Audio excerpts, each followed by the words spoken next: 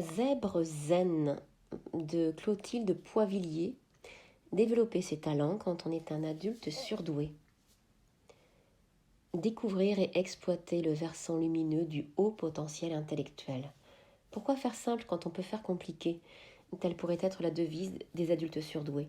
Ils possèdent de multiples capacités qu'ils n'arrivent pas toujours à exploiter, du fait de certains freins liés à leur mode de fonctionnement souvent atypique. Pourtant, on peut être surdoué et bien le vivre. Cet ouvrage original dresse un portrait inédit des surdoués sous l'angle des neurosciences et de l'étiologie. Pour tous les zèbres prisonniers d'eux-mêmes, mais aussi pour ceux qui n'assument pas ou n'exploitent pas totalement leur surdouance, ce guide orienté solution offre enfin des moyens concrets. Méditation, cohérence cardiaque, rituel de confiance, théorique et surtout pratique pour sublimer leurs incroyables talents et en neutraliser ou transmuter les effets secondaires. Un objectif essentiel, être mieux avec soi-même, mieux avec les autres et mieux avec l'univers. Clotilde Poivillier, qui est donc l'auteure, est elle-même zèbre. Elle est thérapeute et enseignante en shiatsu et fascia quantique. Elle collabore avec des médecins, psychothérapeutes et hôpitaux pour la gestion des douleurs et la déprogrammation cellulaire et transgénérationnelle des chocs émotionnels. Consultante en gestion du stress et des émotions, elle est aussi formatrice en mind mapping, notamment pour les surdoués.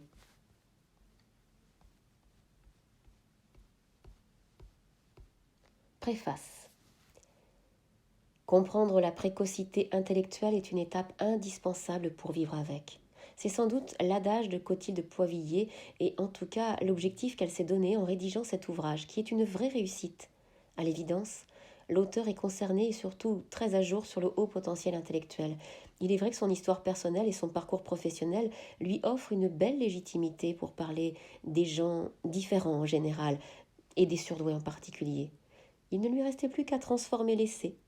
Une mission facilitée par une pensée soyeuse et claire, à l'image de la mind map qui ouvre judicieusement le livre. Il fallait sans doute tous ces ingrédients pour transmettre un message clé. On peut passer, en douceur, de la zébritude à la zénitude. Après une visite obligée du fonctionnement cérébral, Clotilde nous propose un remix des connaissances sur les origines de la pensée, avec la volonté constante de s'approprier les apports des neurosciences, la découverte des neurones miroirs, les avancées dynamiques de l'imagerie fonctionnelle pour optimiser la gestion des émotions. Illustré de métaphores audacieuses et intemporelles, du carrosse et son attelage au drone coach, l'ouvrage se déguste tranquillement. Les spécificités du profil zébré s'imposent peu à peu comme des évidences, tout comme les stratégies pour améliorer le quotidien et la qualité de vie de ces personnes atypiques.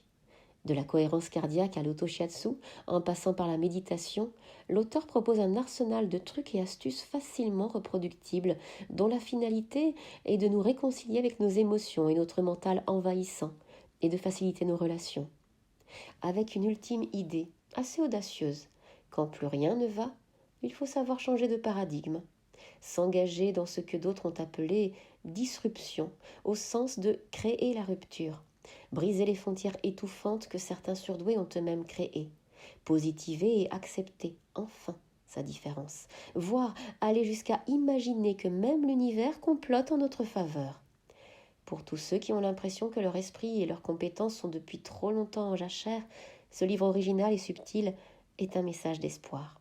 Bienvenue en hétérodoxie. Docteur Olivier Révol, chef de service de psychiatrie de l'enfant, hôpitaux de Lyon. Préambule. Un contexte idéal pour déployer mes ailes de zèbre. Je suis née après 2 garçons très lourdement handicapés mentaux qui demandaient une attention constante. Le seul référentiel de mes parents était mes frères anormaux. En comparaison, ils m'ont toujours considéré comme normal, malgré mon hypersensibilité émotionnelle, partagée en cela avec mes frères, ma susceptibilité exacerbée, mon hyperesthésie maladive, mon intuition époustouflante, ma curiosité et ma perspicacité presque insupportables. Alors, même s'ils m'ont un peu laissé pousser toute seule, au dire de ma mère, je ne me suis jamais sentie bizarre à leurs yeux, si ce n'est mon côté princesse au petit pois, car pour moi, comme dans le conte du même nom, tout est too much, notamment au niveau sensoriel. Je suis même ainsi un peu chochotte, ce qui peut prêter à rire ou même agacer. Quant à ma vivacité intellectuelle, elle était aussi considérée comme normale. Il faut dire que mon grand-père paternel était académicien, mon père chercheur en physique quantique au CEA, le Centre d'énergie atomique, et ma mère chercheuse en biologie animale au CNRS, Centre national de la recherche scientifique. Mais en dépit de ces brillants parcours, chacun restait humble et simple, curieux de tout, avec une bonne capacité d'autodérision et beaucoup d'humour, s'entourant de nombreux amis de cœur et vivant dans le respect des autres et de l'environnement. En revanche, étant donné les difficultés avec mes frères, l'ambiance à la maison était tendue au quotidien. Mais paradoxalement, je pense que ce fut une chance, car, afin d'anticiper les crises que j'aurais voulu éviter, j'ai pu nourrir en toute tranquillité, sans que mes parents ne me cataloguent comme enfant à problème, cette hyper-vigilance caractéristique des hauts potentiels, sur le plan sensoriel, émotionnel, intuitif, intellectuel et relationnel. Cet environnement m'a permis de développer pleinement une grande empathie, une extrême sensibilité et des ressources pour grandir en toute autonomie. Finalement, ce contexte familial m'a donné l'occasion en or de laisser s'épanouir certaines caractéristiques des surdoués sans que je ne sois stigmatisée ou mise à l'écart. Pourtant, je voyais bien que je n'étais pas tout à fait comme les autres enfants, mais je n'en attribuais pas la cause à mes bizarreries, ces bizarreries de fonctionnement, mais plutôt au fait d'être la sœur de deux garçons handicapés. J'ai bien conscience que je n'aurais probablement pas pu développer mes talents latents de façon paisible si je n'avais pas vécu dans ces conditions-là. Boris Cyrulnik parle à ce propos de résilience. Ce n'est qu'à 13 ans, en troisième, qu'un enseignant du collège a suggéré que je passe un test de quotient intellectuel, QI, qui a révélé un résultat de 145. Je ne me souviens pas en avoir ressenti un quelconque soulagement, ou des doutes, ou même une certaine satisfaction, d'autant que mes parents n'ont pas accordé une importance exagérée à cet événement mineur. J'ai continué à être qui j'étais et à faire ce que je faisais déjà. Ce quotient élevé était juste anodin pour nous tous, ni extraordinaire, ni inquiétant. Ainsi, contrairement à certaines personnes qui apprennent leur douance, cela ne m'a pas mis la pression, ni plongé dans le complexe de l'imposteur, mais je ne me suis pas non plus sentie supérieure ou plus confiante, et c'était mieux ainsi. J'ai compris peu à peu que, même si je le faisais déjà inconsciemment, que je pouvais aussi utiliser mes hyper-bidules en conscience, comme des atouts supplémentaires pour comprendre, réfléchir, apprendre, mémoriser, voir les situations de façon globale à la façon d'un objectif grand angle ou en détail à la manière d'un zoom. C'était le chemin pour faire la part des choses et agir ou réagir de façon juste ou au moins correcte, en tout cas de mon mieux. Avec le recul, je me rends compte que mes différences n'ont pas été des freins, mais des accélérateurs pour réussir et rebondir à toutes les étapes de ma vie personnelle et professionnelle. Un zèbre zen qui a fini par s'accepter. Maintenant, je suis assez fière d'être là où j'en suis. Si je me force aujourd'hui à accomplir cette démarche d'autogratification, un peu contre nature, surtout pour un zèbre, c'est pour dépasser le complexe de l'imposteur et honorer avec gratitude les compétences qui ont pu s'épanouir en moi. Si on recherche, on découvre, on accepte et on fait fructifier nos talents. Ils deviennent des alliés et alors ils ne sont pas des ennemis. Quand je regarde mon parcours, je me dis que ce n'est pas trop mal, même si je dois prendre sur moi pour le reconnaître, l'exprimer publiquement et l'écrire. J'ai eu mon bac à 17 ans et commencé à enseigner à 19, lorsque j'étais en licence de biologie. Puis j'ai continué mes études jusqu'au DEA et poursuivi l'enseignement pendant 14 ans. À l'instar de nombreux zèbres, j'aime le changement et je suis atteinte d'aprénite aiguë. J'ai donc repris un cursus de psycho, médiation familiale, qui m'a apporté une meilleure appréhension de la psyché humaine, des relations, de la communication et la gestion des conflits. J'ai commencé à mieux comprendre mes propres fonctionnements psycho-émotionnels, mes peurs, mes failles, mes croyances limitantes, et découvert certains potentiels non encore épanouis. Ensuite, pour nourrir ma fibre de soignante, à l'adolescence, je faisais du magnétisme sur mes amis. J'ai suivi de nombreuses formations liées à la santé du corps et de l'esprit. Puis je suis devenue thérapeute en shiatsu, en fasciathérapie et reprogrammation cellulaire et transgénérationnelle, et j'ai fondé ma propre école pour enseigner le shiatsu. Je suis également consultante en entreprise et en institution pour la gestion du stress, des émotions, de l'anxiété, et formatrice en mind mapping pour l'apprentissage et l'organisation des idées. Transmettre étant une vraie passion, j'écris des articles pour des magazines, je publie des livres et je donne des conférences. Aujourd'hui, je me sens à ma place, en harmonie entre le faire et l'être.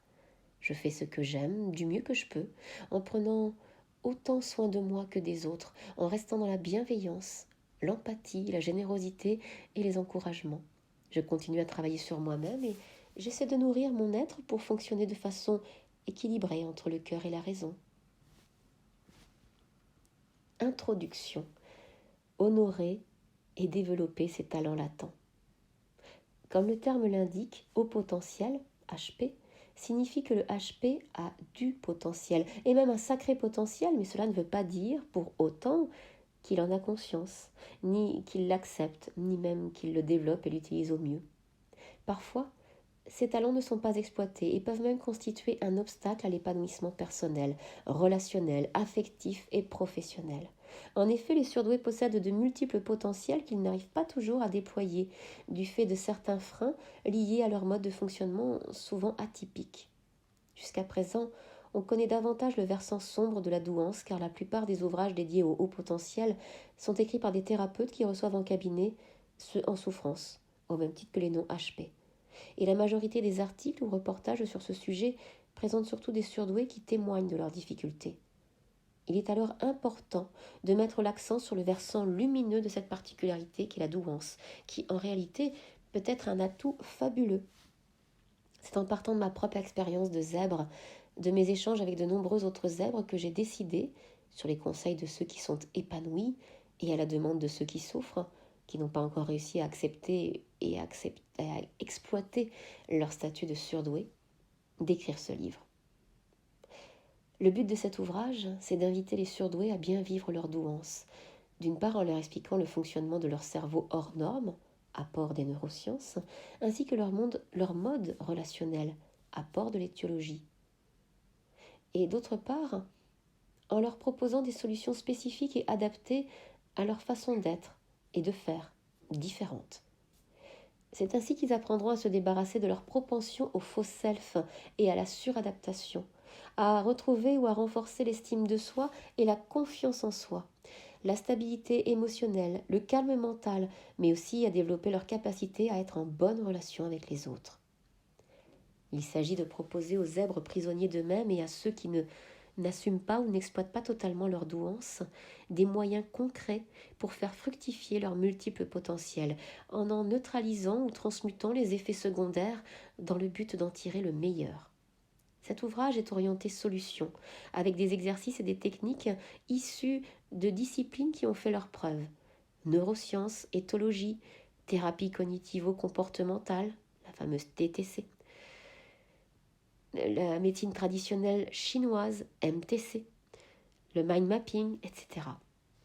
C'est un guide non seulement théorique, mais aussi et surtout pratique pour faire des capacités hors normes des surdoués, non pas des différences à gommer pour entrer dans le moule de la normalité, mais des atouts inestimables pour une vie épanouie individuellement et collectivement, en retrouvant l'équilibre entre la tête et le cœur. Ce livre s'adresse donc aux adultes surdoués, y compris à ceux qui vont bien, ainsi qu'aux parents et enseignants d'enfants précoces, non seulement parce qu'ils y trouveront des outils pour mieux comprendre et communiquer avec leurs petits zèbres ou ceux qui leur sont confiés, mais aussi parce qu'ils peuvent s'appliquer à toutes les classes d'âge. Mais ces outils étant sélectionnés pour gérer séparément les différentes caractéristiques des surdoués, ce livre peut être utile à tout un chacun. Toute personne dotée d'un mental envahissant, d'hypersensibilité émotionnelle ou d'hyperesthésie, manquant de confiance en soi ou vivant des difficultés relationnelles, y trouvera des solutions pour développer le meilleur de soi et se réconcilier avec elle-même.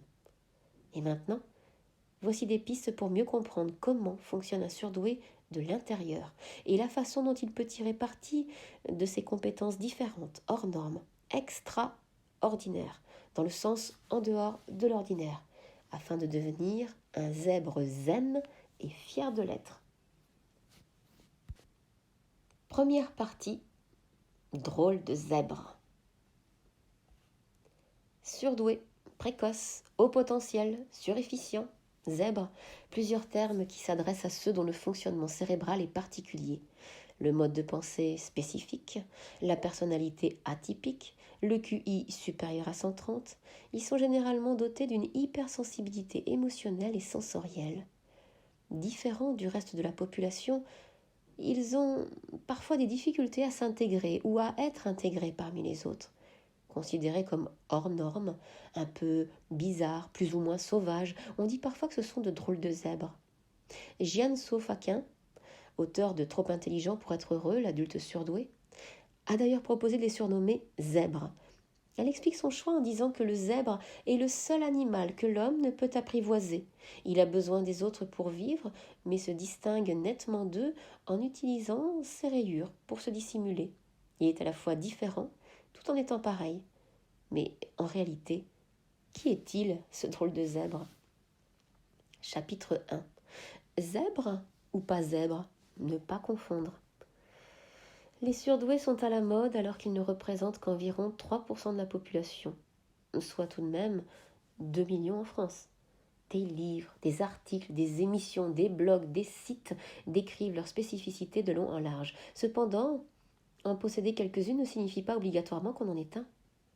Tous les individus brillants ou rapides intellectuellement, tous les premiers de la classe, tous ceux qui ont un mode de pensée global et en arborescence, les neurodroitiers, sur engagement de l'hémisphère droit, tous les hypersensibles, hyperémotifs, hyperesthésiques, sensibilité sensorielle aiguë, les empathiques, les intuitifs, les créatifs, les lucides, les logiques, les perfectionnistes, les enthousiastes et les pleins d'énergie ne sont pas obligatoirement surdoués.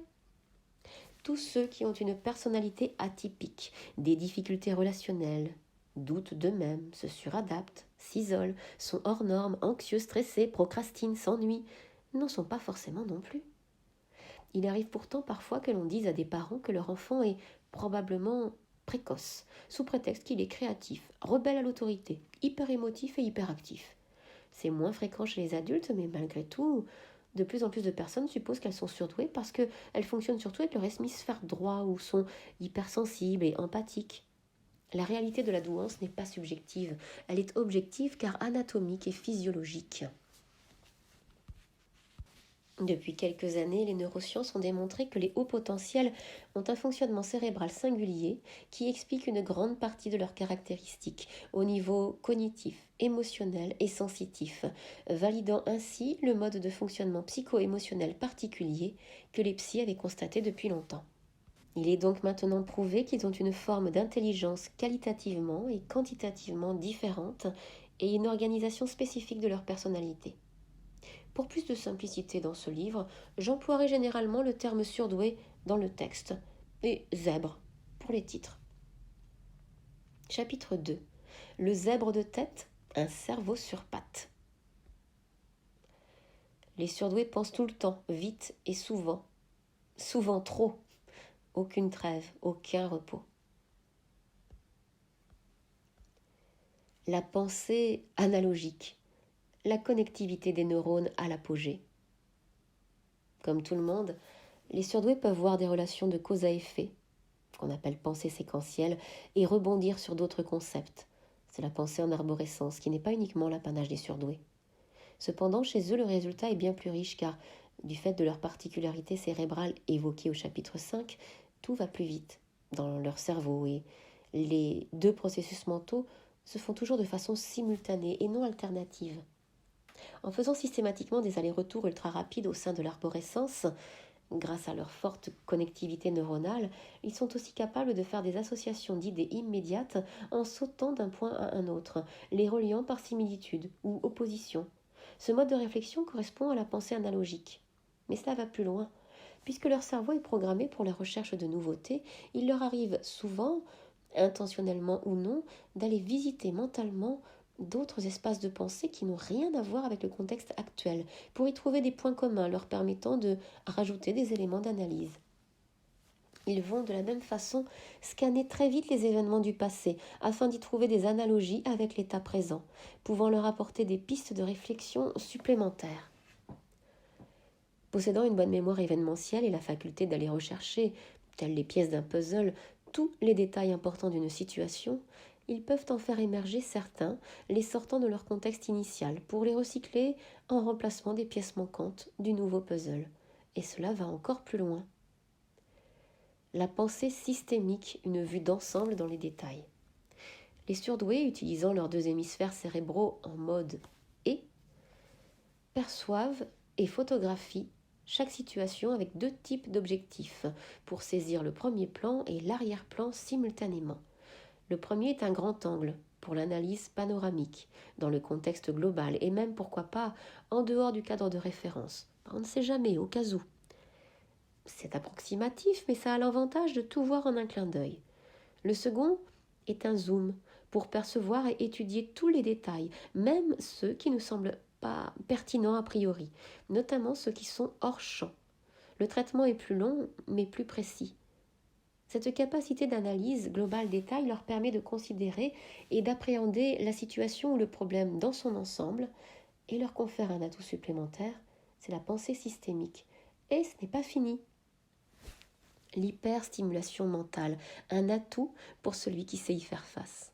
Bien d'autres stimuli viennent nourrir la pensée déjà foisonnante des hauts potentiels, puisqu'ils sont généralement hypersensibles, souvent hyperesthésiques, et qu'ils ont fréquemment une grande intuition et parfois une proprioception, c'est-à-dire la perception de ce qui se passe dans notre corps, supérieure à la moyenne.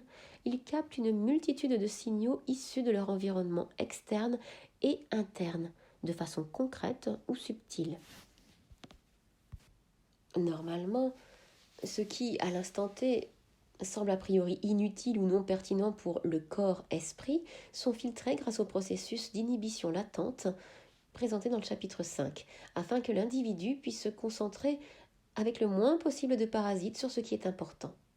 Mais chez un certain nombre de surdoués, ce processus est défaillant, laissant arriver précipitamment à leur conscience les signaux faibles, des informations considérées comme anodines pour la plupart des personnes, mais qui, plus tard, pourraient se révéler fondamentales. Évidemment, on peut considérer que tous ces différents mécanismes sont de véritables atouts puisqu'ils permettent de déceler très rapidement un plus grand nombre d'indications supplémentaires. En effet, à l'instar d'un détective privé menant une enquête, ils sont le moyen de la résoudre au plus vite.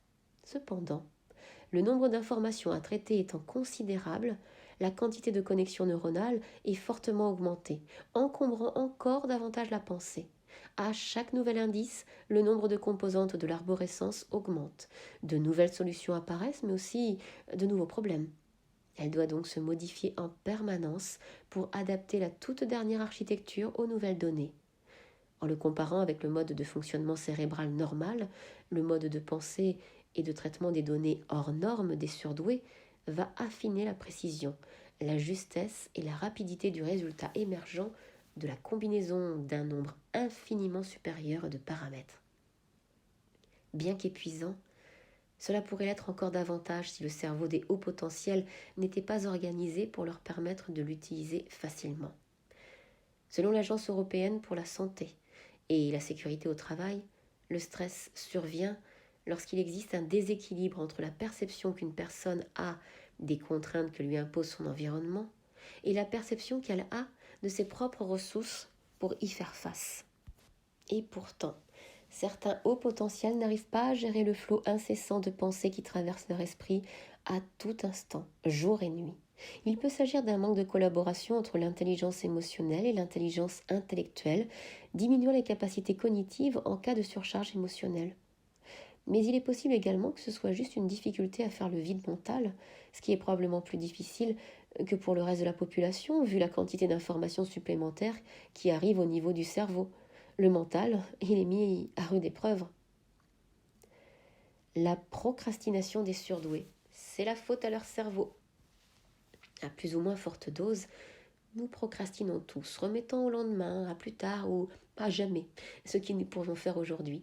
Par rapport à ce qui nous ennuie, nous fait peur, nous paraît insurmontable ou nous importe moins que d'autres choses, nous préférons faire ce qui nous apporte le plus, en termes d'intérêt, de sécurité ou de gain. Il se peut que nous remettions à plus tard si cela nous procure moins de plaisir ou de valorisation, nous demande plus d'efforts et d'investissement personnel, si ce n'est pas assez rentable en termes de résultats ou si nous manquons de temps. Les prétextes pour procrastiner sont multiples, mais la procrastination du surdoué proviendrait moins de la paresse ou de toutes les raisons précitées que de sa tendance à rechercher un maximum d'informations pour pondre le résultat optimal. Il veut donner le meilleur de lui-même sans nécessairement vouloir faire mieux que les autres. Étant donné son mode de pensée spécifique, arborescente, analogique et systémique, dès qu'un nouvel élément est ajouté, c'est l'ensemble modifié qu'il faut aussitôt réajuster. Le nombre de branches et de connexions de l'arborescence augmente, faisant apparaître de nouvelles hypothèses, mais aussi de nouveaux problèmes qu'il va falloir résoudre, et donc de nouvelles solutions potentielles, parmi lesquelles il va falloir faire un choix. Plus c'est riche, et plus il faut d'énergie et de temps pour analyser, synthétiser et réajuster l'architecture en cours, repoussant régulièrement le passage à l'action. Tant qu'il n'y a pas de deadline, le cerveau des surdoués se dit qu'il a encore l'opportunité d'aller chiner des éléments supplémentaires qui pourraient toujours servir selon leurs deux maximes favorites. On ne sait jamais, au cas où. À l'approche de la date butoir, ayant compris qu'il n'a plus le choix, le cerveau fige l'ensemble et ouvre les vannes, produisant en 2 temps 3 mouvements un véritable chef-d'œuvre, le résultat optimal escompté. Chapitre 3. Le zèbre de cœur, des émotions sur pattes. Ex movere, les émotions doivent sortir. Le mot émotion vient du latin ex movere, mouvement vers l'extérieur. Cela veut dire qu'une émotion doit être extériorisée, exprimée, car tout ce qui ne s'exprime pas s'imprime. Encore faut-il le faire de la bonne façon afin que l'émotion ne crée pas de dissonance dans la communication et dans les réactions qu'elle génère. Si elle est gardée à l'intérieur, elle va chercher à sortir d'une manière ou d'une autre sous forme de douleur corporelle, de tension nerveuse, de rumination et d'anxiété. Il est utile de faire un arrêt sur image sur nos émotions, car il se pourrait bien qu'elles soient bien plus importantes qu'on ne l'imagine dans notre manière de fonctionner, d'agir et de réagir. L'une des caractéristiques majeures du surdoué, c'est l'hypersensibilité. Son fonctionnement intellectuel et son relationnel sont fortement influencés par son état émotionnel et par celui de ceux qu'il côtoie. Les émotions font partie de nous à tout instant. Même si nous en réfrénons certaines, elles sont toujours présentes et viennent colorer nos actions. Elles naissent soit de nos sensations qui nous informent sur notre monde extérieur, soit de nos pensées qui correspondent à notre monde intérieur. En effet, selon Aaron Beck, l'un des fondateurs de la thérapie cognitive, les émotions sont engendrées par la cognition et non pas le contraire. De zèbre à zèbre. Si nous parvenons à avoir une meilleure maîtrise de nos émotions, c'est-à-dire à les accueillir puis les apprivoiser plutôt que de les supporter, les refouler ou s'en débarrasser, elles pourront être nos alliés pour vivre pleinement au lieu d'être des tyrans qui nous dirigent et nous écrasent. Les émotions nous poussent à réagir pour rétablir l'homéostasie. Grâce à nos organes des sens, nous captons des informations provenant de notre environnement extérieur. Celles-ci sont transformées en signaux neuro-endocriniens, déclenchant des émotions quand nos besoins vitaux ne sont pas satisfaits ou bien en déséquilibre, selon Abraham Maslow. Le corps, respiration, faim, sommeil, la sécurité, environnement stable, prévisible, reposant, sans danger ni menace, l'appartenance, lien social, relationnel, se sentir appartenir à un groupe, l'estime de soi, être reconnu comme un individu dans un groupe. L'accomplissement, transcender le niveau matériel pour être un être humain à part entière. Les émotions nous permettent aussi de communiquer. Les émotions nous renseignent sur notre rapport à nous-mêmes, à l'autre ou aux autres. Par exemple, la colère exprimée ou non génère un regard, une voix ou des attitudes particulières qui vont renseigner l'entourage sur nos intentions. Il est alors évident que ce que nous pensons va être capté par le monde qui nous entoure. Zoom sur les 4 émotions principales. Les émotions sont toutes utiles. C'est pourquoi, plutôt que de les opposer positives ou négatives, il serait plus juste de les qualifier comme agréables ou désagréables. La joie, c'est ce qui nous fait avancer dans la vie, ce qui nous donne l'envie d'aller de l'avant, c'est notre moteur. La peur permet la sécurité en nous forçant à ralentir ou en nous stoppant en cas de danger, c'est notre frein. La colère nous fait monter en puissance plus vite et plus fort pour combattre un danger ou faire respecter son territoire, c'est notre accélérateur. La tristesse, Elle correspond à un état transitoire pour passer d'un niveau à un autre. C'est notre embrayage. Pour rouler et avancer correctement dans notre vie, au meilleur régime, nous avons besoin de toutes nos émotions. L'hypersensible a une position peu confortable. Parce que tous les surdoués sont hypersensibles, mais tous les hypersensibles, environ 20% de la population, ne sont pas forcément surdoués. Par ailleurs, tous les hypersensibles ne sont pas obligatoirement hyperémotifs. Le surdoué perçoit tout de façon exacerbée, les atmosphères et les émotions des autres qui le touchent profondément lui aussi, au niveau émotionnel. On dit de lui qu'il est une éponge, une antenne qui capte trop et absorbe tout. Et cela le déstabilise fortement au niveau émotionnel. Il a une capacité de perception bien plus élevée que les autres. La sensibilité correspond à un mouvement centripète. Cependant, il peut ou non exprimer plus ou moins visiblement ce qu'il ressent émotionnellement. Il peut donc être soit émotif ou même hyper émotif, soit ne rien montrer. C'est l'alexithymie.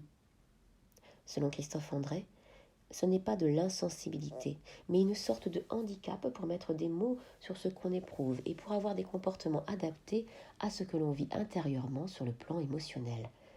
Ces difficultés s'avèrent être une source de souffrance et de malentendus, tant pour la personne que pour son entourage. Les individus alexithymiques ont du mal à reconnaître les émotions des autres et à en tenir compte.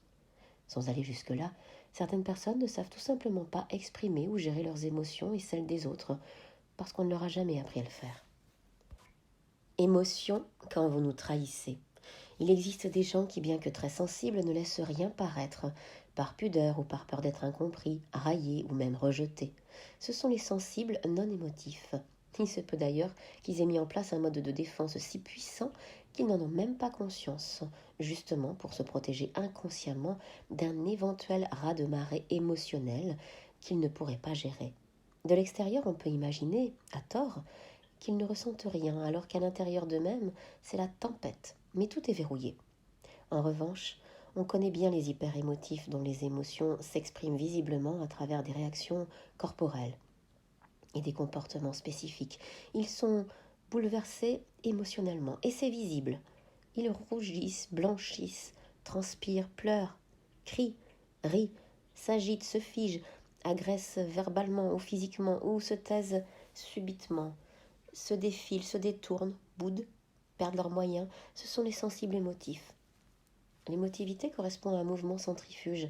Ainsi, ce n'est pas seulement le fait d'être hypersensible qui déstabilise, mais surtout celui de ne pas savoir comprendre, puis adapter ses réactions émotionnelles au contexte, car c'est facteur de stress, de frustration, d'anxiété, voire même de phobie ou de dépression. Au lieu d'être en mode Tao, c'est-à-dire la voie du milieu, on passe en mode trop ou pas assez. Soit c'est la tempête émotionnelle, exacerbation émotionnelle, et on explose, soit c'est l'inhibition, c'est la répression émotionnelle, et on garde tout en soi. Quoi qu'il en soit, cela déséquilibre le fonctionnement harmonieux de nos trois cerveaux, le cerveau limbique, ou le cerveau reptilien désactive, ou diminue l'activité intellectuelle qui sera alors perturbée. On constate donc que ce qui manque aux hypersensibles, c'est la capacité d'apprivoiser leurs propres émotions et d'interagir avec celles des autres pour réagir de façon juste, dans le sens de la justesse, face aux événements ou stimuli qui les ont déclenchés. Chapitre 4. Le zèbre estampillé. Haut potentiel intellectuel et émotionnel, les deux facettes de la douance. Le zèbre possède des qualités intellectuelles et cognitives qui peuvent lui permettre de relever des défis et de réussir des challenges plus vite et ou mieux que les autres. Cependant, son hypersensibilité émotionnelle lui est parfois défavorable dans la mesure où elle diminue ou stoppe le processus de cognition. Nous verrons ultérieurement que l'amygdale cérébrale, une petite structure du cerveau émotionnel, le cerveau limbique, elle court-circuite le cerveau cognitif, le cortex, en cas de stress. Hypersensible signifie que le zèbre perçoit excessivement ses propres émotions, mais aussi celles des autres. Elles peuvent soit le déstabiliser ou le bloquer si elles le submergent, soit constituer des outils et même des alliés pour honorer et exploiter ses talents latents, s'il sait les gérer, les utiliser à bon escient et en conscience.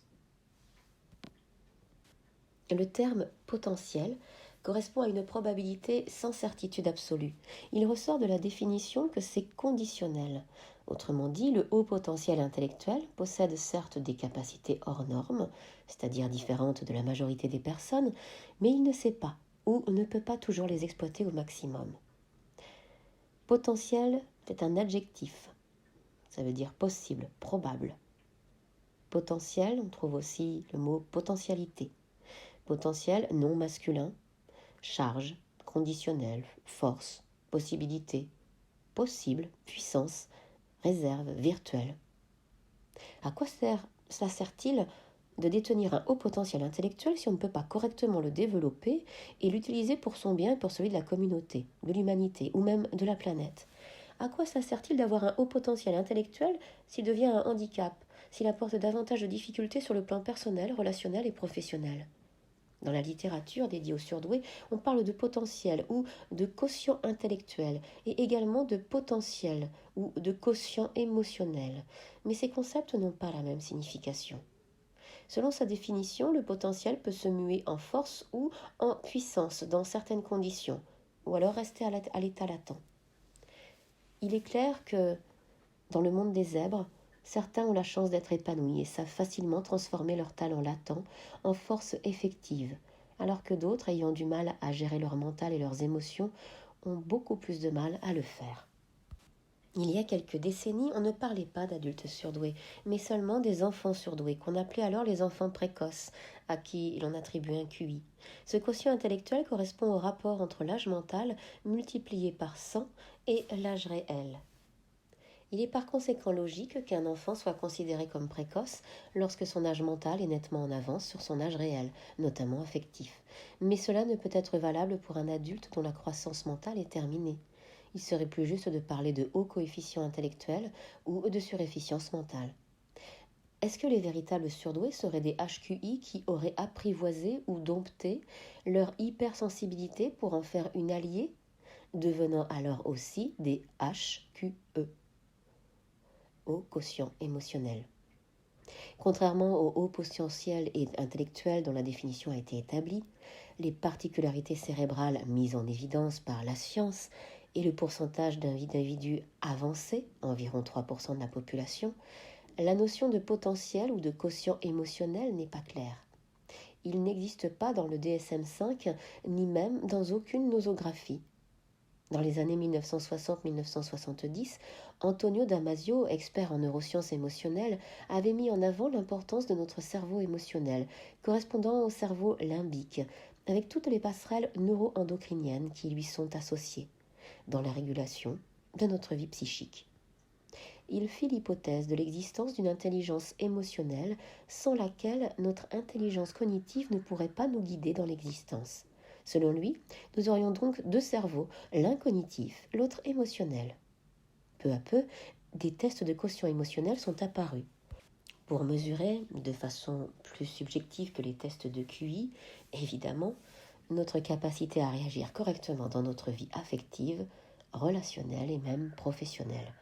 Cette intelligence émotionnelle a ensuite été définie par le psychologue et journaliste Daniel Goleman comme étant l'habileté à ressentir et à exprimer ses émotions, à les réguler, puis à les intégrer pour faciliter sa pensée, à comprendre et à raisonner avec elles, ainsi qu'être capable de percevoir puis comprendre celle des autres. Les neurones miroirs pratiques. Dans les années 1990, le neurologue Giacomo Rizzolatti, spécialiste en neurosciences intégratives, a découvert les neurones miroirs qui s'activent dans le cerveau, exactement de la même façon et au même endroit, que l'on soit en train de faire un geste précis, ou bien que ce soit l'autre qui le fasse devant nous. Ils sont impliqués dans le mimétisme, mécanisme de défense archaïque qui permet d'anticiper le comportement d'autrui en vivant sa gestuelle de l'intérieur pour déceler s'il est prêt à l'attaque ou s'il a de bonnes intentions. Ils le sont pareillement dans l'apprentissage des petits qui imitent leurs parents pour acquérir de nouveaux comportements. À présent, leur action est aussi utilisée de façon volontaire, notamment par les sportifs pour s'entraîner, sans s'entraîner, lorsque l'on observe ou que l'on visualise une vidéo d'une action précise ou alors qu'on s'imagine en train de la faire, les mêmes aires corticales sont activées comme si on avait réellement effectué les gestes en question. Ainsi, ils peuvent stimuler les parties de leur cerveau impliquées dans les mouvements de leur compétition, renforçant alors les circuits neuromusculaires correspondants. Empathie, oui. Contagion émotionnelle, non. Le même phénomène s'accomplit de la même façon sur le plan émotionnel. Il s'agit de l'empathie qui correspond à une compréhension subtile des sentiments et des émotions d'autrui. Une des définitions exprime que c'est la capacité de se mettre à la place d'autrui, de se représenter ce qu'il ressent et ou pense. Par l'intermédiaire de nos neurones miroirs, nos émotions se syntonisent avec celles de l'autre, c'est-à-dire qu'elles entrent en résonance vibratoire, les secondes activant les premières. On ressent à l'intérieur de soi ce que ressent l'autre. De même que le cerveau croit faire des mouvements qu'il ne fait pas, il peut ressentir des émotions qui ne lui appartiennent pas, comme si c'était lui qui les avait générées. Le risque étant de se les approprier inconsciemment et d'en souffrir. On confond souvent la véritable empathie, définie en psychologie comme la capacité à se mettre à la place de l'autre tout en restant soi-même, conscient qu'il s'agit de son expérience à lui, avec la contagion émotionnelle. Dans ce cas, une personne éprouve le même état émotionnel qu'une autre sans conserver la distance entre soi et elle. Autant l'empathie peut représenter un réel avantage si l'on est dans une relation d'aide, qu'elle soit affective ou professionnelle, autant la contagion émotionnelle peut entraîner une confusion émotionnelle avec appropriation des émotions de l'autre, devenant alors un véritable calvaire au quotidien, et ce d'autant plus si l'on est hypersensible. On peut supposer que ce qui permettrait de ne pas basculer de l'empathie à la contagion émotionnelle serait le discernement qui découle non pas du cerveau limbique, mais de l'activité du cortex. Ressentir et penser seraient donc les deux facettes essentielles de l'empathie, l'une émotionnelle et l'autre cognitive, ce qui permet à l'observateur de se distinguer d'autrui, tout en étant capable d'adopter sa perspective et de connaître ses émotions et ses pensées. En résumé, le haut potentiel émotionnel serait un hypersensible, capable d'empathie et non passible de contagion émotionnelle, qui ressent, exprime et régule ses émotions, perçoit et comprend les émotions d'autrui, le tout lui permettant de réfléchir de façon optimale et de communiquer de façon juste. Pour conclure sur ces notions de haut potentiel émotionnel et intellectuel, ne pourrait-on pas dire que le HPI, s'il parvient à canaliser son mental et s'il développe son intelligence émotionnelle, pourra devenir un véritable surdoué qui sait mettre son hypersensibilité émotionnelle au service de sa surefficience intellectuelle et vice-versa. Deuxième partie, le zèbre à la loupe. Longuement observé et décrit par les psychologues et psychothérapeutes au niveau psychocomportemental, le surdoué n'est étudié par les scientifiques que depuis peu. Afin de comprendre le pourquoi du comment de son fonctionnement atypique, on a pu le décortiquer de l'intérieur sous la lorgnette des neurosciences qui permettent de décrire son cerveau et ses neurones pour expliquer ses spécificités cognitives, sensitives et neuro-émotionnelles. Par ailleurs, l'humain possédant une part animale, on peut aussi l'observer sous l'angle de l'éthologie, la science qui étudie le comportement individuel et social des animaux afin de mieux comprendre ses éventuelles difficultés relationnelles. Chapitre 5. Le zèbre in vitro selon les neurosciences. Les connaissances actuelles sur le fonctionnement des surdoués s'appuient sur des travaux des neurosciences qui valident les spécificités à la fois structurelles et fonctionnelles du fonctionnement cérébral. Les travaux scientifiques récents confirment les différences à la fois fonctionnelles et structurelles de l'activité cérébrale des personnes surdouées, qui expliquent en partie les difficultés psychologiques, sociales, professionnelles, parfois lourdes qu'elles rencontrent. Encore mystérieux notre cerveau ? Des études scientifiques effectuées par le docteur Olivier Révol et son équipe ont montré que les surdoués ont un système nerveux et plus précisément un cerveau qui fonctionne différemment de ceux des autres. Il est donc important d'en savoir un peu plus pour mieux comprendre les différences spécifiques des HP, leur mode de fonctionnement sous stress, mais aussi pour mieux utiliser les outils présentés dans la troisième partie de ce livre, permettant de devenir des zèbres zen. Le terme de neuroscience est à la mode et nombreux sont ceux qui l'emploient sans savoir exactement ce qu'il signifie.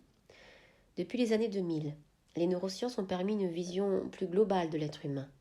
On a mis en évidence des liens étroits, décrits scientifiquement, entre le corps, système immunitaire, nerveux et endocrinien, l'esprit et les émotions. Cela donna naissance à la moderne psycho-neuro-endocrino-immunologie. Selon le docteur Yann Rougier, auteur de Se programmer pour guérir et fondateur du site deltamedecine.org, les neurosciences décrivent scientifiquement le schéma cohérent d'un homme plus global où le corps, l'esprit et les émotions sont en interaction permanente à travers les 5 facteurs du vivant. Tout ce qui est vivant respire, se nourrit, se protège, pense, c'est-à-dire élabore des stratégies grâce à son système cérébral et nerveux, et ressent des émotions. Nous possédons en nous un système ultra perfectionné, permanent d'observation, de révision et d'adaptation et de régulation.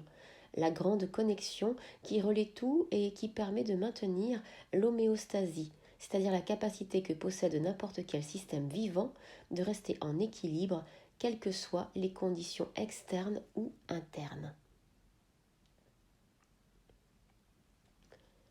Autrement dit, notre corps-esprit est capable de réguler le moindre déséquilibre pouvant compromettre le subtil équilibre de l'ensemble.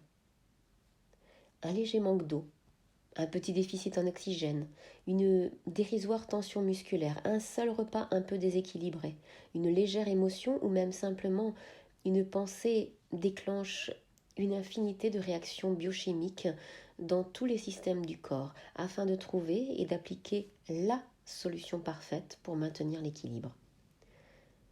Le saviez-vous?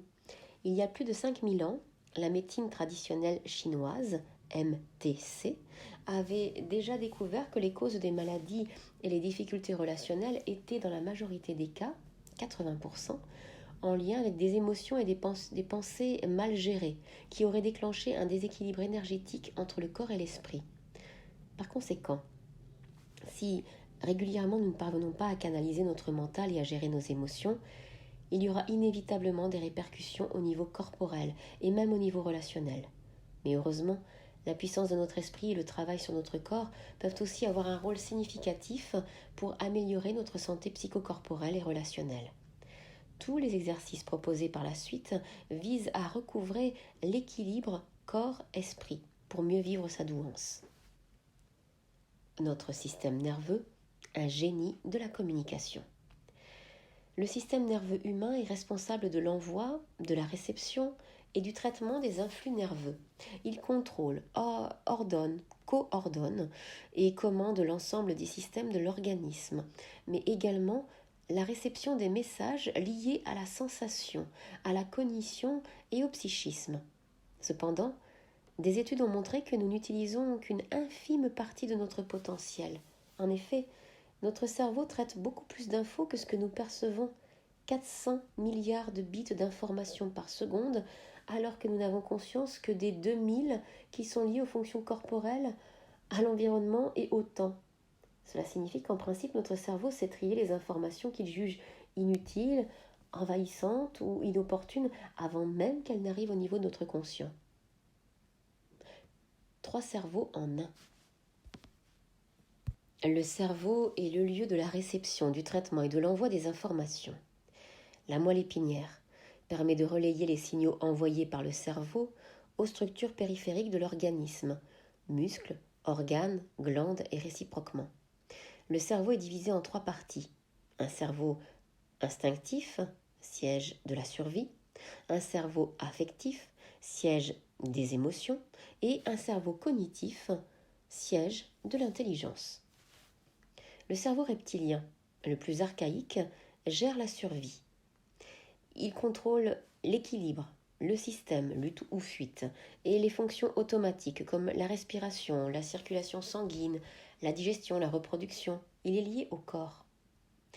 Le cerveau limbique gère les émotions, la réception des informations sensorielles, la température corporelle, l'horloge interne, la mémoire et les autres glandes du corps.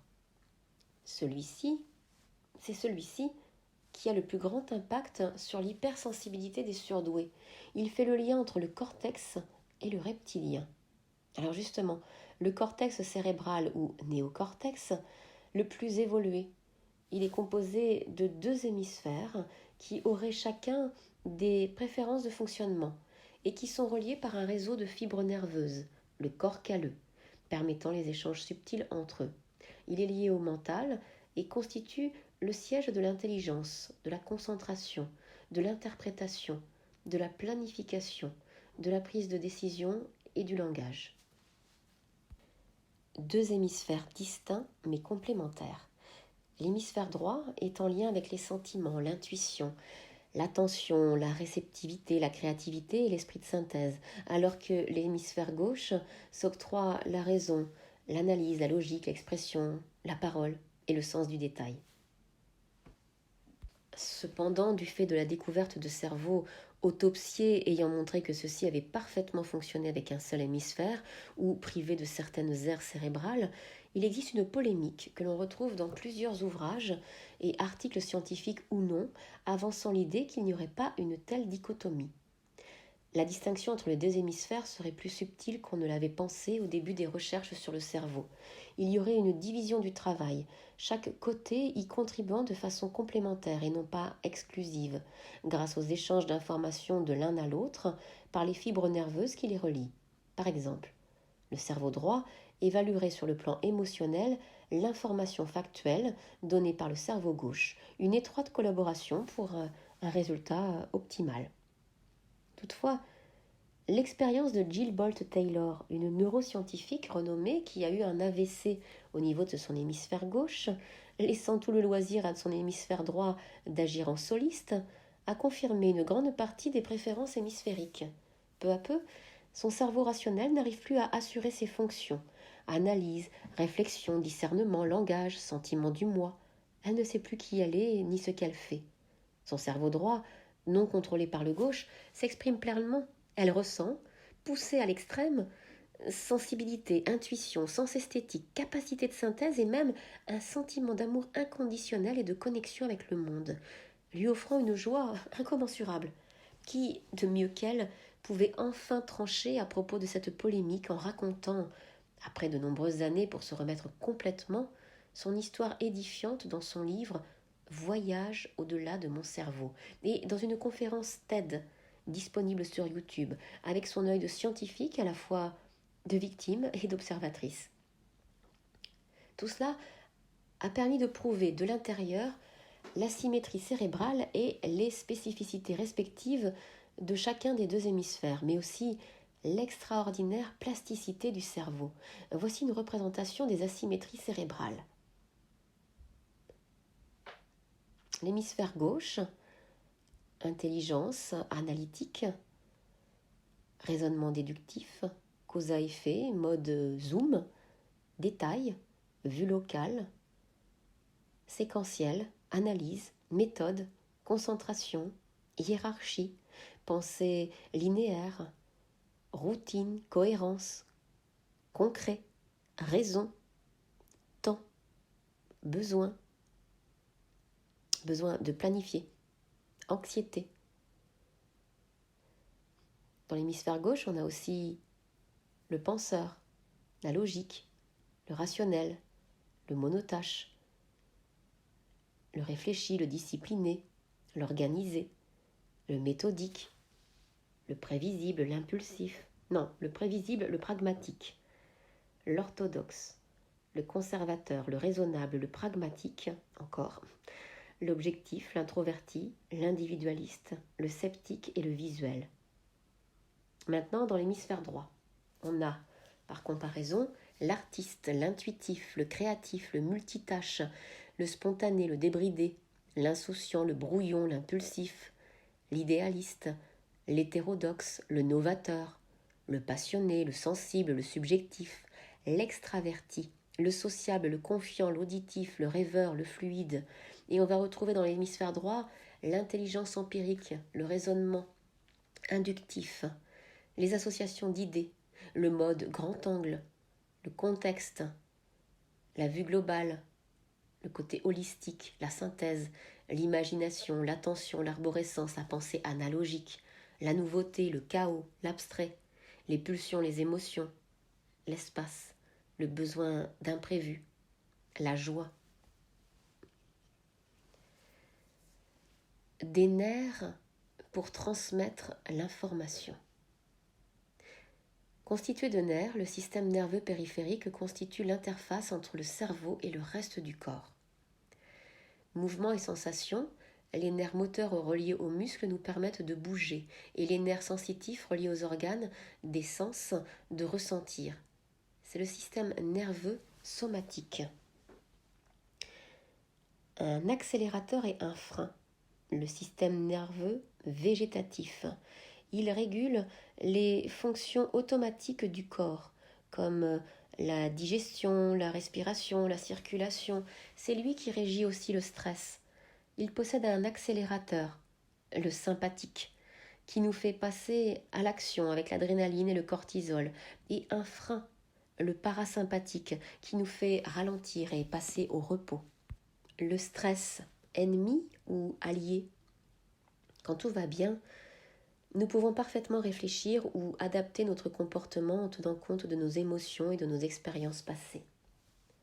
Normalement, l'information circule librement d'un cerveau à l'autre et entre les deux hémisphères, permettant de réfléchir et de prendre les bonnes décisions par rapport à nos ressentis sensoriels et émotionnels, tout en préservant nos besoins vitaux de base.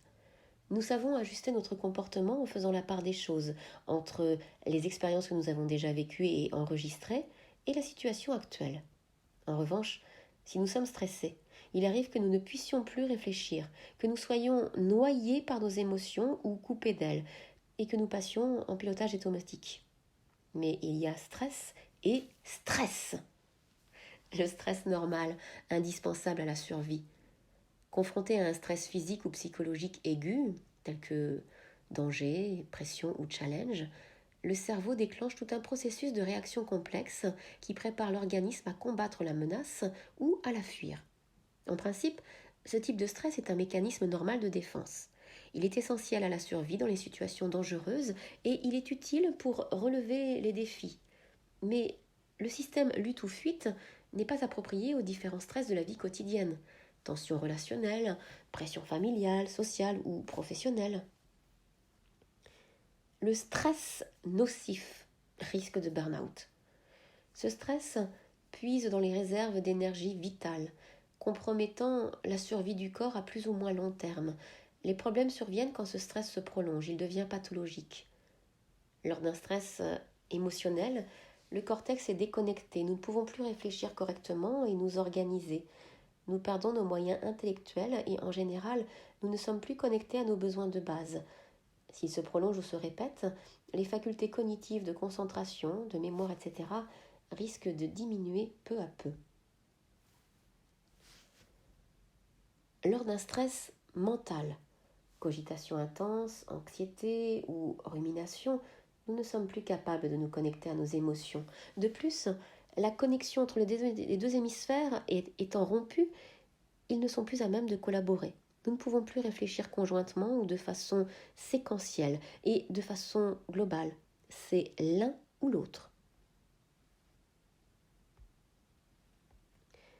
Lors d'un stress intense, c'est le cerveau reptilien qui prend les rênes. Il déclenche le système de survie lutte ou fuite, comme en cas de danger de mort. À part la fureur ou la terreur, nous ne ressentons plus rien et nous sommes incapables de réfléchir. Nous ne pouvons que réagir de façon réflexe. Il arrive aussi parfois qu'un choc extrêmement violent, par exemple la mort d'un proche brutal, la mort brutale d'un proche plutôt, ou un choc prolongé, comme le harcèlement moral, ça va déclencher un sentiment d'impuissance terrible. On est paralysé physiquement et mentalement, le système a disjoncté, on ne peut ni attaquer, ni fuir, c'est la sidération. Cela peut arriver même lorsqu'il ne s'agit pas de stress de vie ou de mort, lorsque la pression est tellement forte et prolongée, qu'elle soit dans la tête ou dans les faits, qu'elle vienne de nous-mêmes, par exemple le perfectionnisme extrême, ou d'autrui, par exemple le harcèlement moral, on aboutit au même résultat. on disjoncte. C'est le burn-out. Le stress positif pour aller au bout des challenges. Bien sûr, ce stress met l'organisme en tension, mais c'est ce qui nous permet d'avancer dans la vie, de nous réaliser, d'entrer en relation et de partager. C'est lui qui nous pousse à élargir notre zone de confort, à changer de regard sur soi, sur les autres, sur la vie et à trouver du sens à notre vie. Mais à cette fin, il est indispensable de réussir à canaliser son mental et à apprivoiser ses émotions pour ne pas basculer dans le stress nocif. En effet, il a été établi que les émotions négatives comme la peur, la colère, la rancune ou l'anxiété et les pensées négatives, en stimulant le nerf sympathique, déclenchent la sécrétion des hormones de stress, adrénaline et cortisol. Le corps-esprit se retrouve alors en état d'alerte, diminution de l'immunité physique et ou émotionnelle ou de stress, plus ou moins chronique. En revanche, les émotions, les pensées, les images, les attitudes et les comportements positifs apaisent le corps-esprit en agissant sur le parasympathique, ce qui favorise un relâchement des tensions du corps et du mental, et en plus déclenche les processus de récupération et de réparation du corps. Conseil de zèbre: prendre du recul au sens de lâcher prise et de la hauteur, c'est-à-dire ouvrir sa conscience, permet de faire la part des choses, d'avoir ce fameux discernement pour agir et réagir de façon juste. L'amygdale cérébrale fait sa loi. Un système d'alarme pas toujours objectif. Jusqu'à l'âge de 7 ans environ, dans le cerveau émotionnel, le fameux système limbique, c'est l'amygdale cérébrale qui règne pratiquement seule. Avant tout, reine de la peur, elle joue aussi la princesse de la colère, la déesse de la tristesse, la duchesse de la parano, la comtesse des phobies. Son rôle essentiel, qu'elle joue à merveille, c'est de donner l'alerte en cas de menace de mort ou de stress intense. Elle est donc responsable de notre sécurité. Mais comme c'est une vraie diva, elle n'a aucun discernement, aucune mesure. Elle ne réfléchit pas, ne fait pas la part des choses. Elle réagit de façon réflexe, sans personne pour la calmer et lui rabattre son caquet. Alors, à chaque ressenti de danger, réel ou imaginaire, à chaque événement menaçant la sécurité ou l'intégrité du maître des lieux, à savoir l'enfant de moins de 7 ans, Madame déclenche l'alerte et pousse le cerveau à passer immédiatement en alerte survie, lutte ou fuite. Des réflexes, mais sans réflexion. Stress intense, adrénaline et cortisol sont en vedette. Comment débrancher le mode automatique chez l'enfant? Sans aucun recul, un petit enfant peut passer en mode automatique et se mettre dans une colère terrible, incontrôlable, ou se figer de peur. Il ne s'agit pas de caprice, de volonté de manipuler. Par conséquent, cela ne sert à rien d'essayer de le raisonner, car son cerveau n'est pas encore mature pour prendre du recul afin d'analyser et de comprendre la situation. Il lui manque le modérateur, l'hippocampe, qui n'est pas encore arrivé à maturité. Alors, il suffit de le consoler, de l'apaiser en parlant avec une voix douce et éventuellement en le berçant doucement par un contact enveloppant et aimant pour le rassurer par la voix du corps. C'est la voix de l'instinct, et non par celle de la raison, afin de le faire repasser en mode sécurité. Ce n'est qu'à partir de l'âge de raison qu'il pourra se raisonner pour mieux maîtriser ses émotions et ses réactions réflexes. Une parano de première. Pour ne pas être prise au dépourvu face à de futurs dangers, l'amygdale apprend des expériences négatives déjà vécues, telles une parano rancunière. Elle stocke surtout les souvenirs liés au choc ou au traumatisme émotionnel et mémorise toutes les peurs, mais sans leur contexte spatio-temporel, factuel et logique, car le discernement, le recul et la réflexion, ce n'est pas son job à elle. Bien qu'à la base, ce qu'elle fait soit très utile, elle se transforme peu à peu en réservoir à phobie et en machine à anxiété, et ce, encore davantage chez les hypersensibles et les anxieux. Nous sommes donc programmés pour déceler dans notre environnement et dans les réactions des êtres qui nous entourent le moindre changement et le moindre signe de danger afin d'y faire face au plus vite si nécessaire. En cas de stress, même léger, L'amygdale use de son pouvoir de contrôle sur le cortex cérébral, nous faisant perdre notre pouvoir de décision et nos capacités d'adaptation, de sang-froid et d'initiative. Ce n'est qu'après analyse de la situation que nous pouvons réagir de façon réfléchie. Mais pour ce faire, il faut que le cortex puisse intervenir, ce qui n'est pas possible sans l'intervention de l'hippocampe. Le saviez-vous? Il n'y a pas d'études montrant une plus grande vulnérabilité de l'amygdale chez les surdoués. Cependant, étant donné qu'ils perçoivent plus de stimuli, qu'ils ont davantage de connexions neuronales et que l'influx nerveux va plus vite, on peut supposer qu'elle est plus sollicitée et en conséquence plus réactive. L'hippocampe, le surdoué du cerveau. Comme l'amygdale, l'hippocampe fait partie du système limbique, le cerveau des émotions.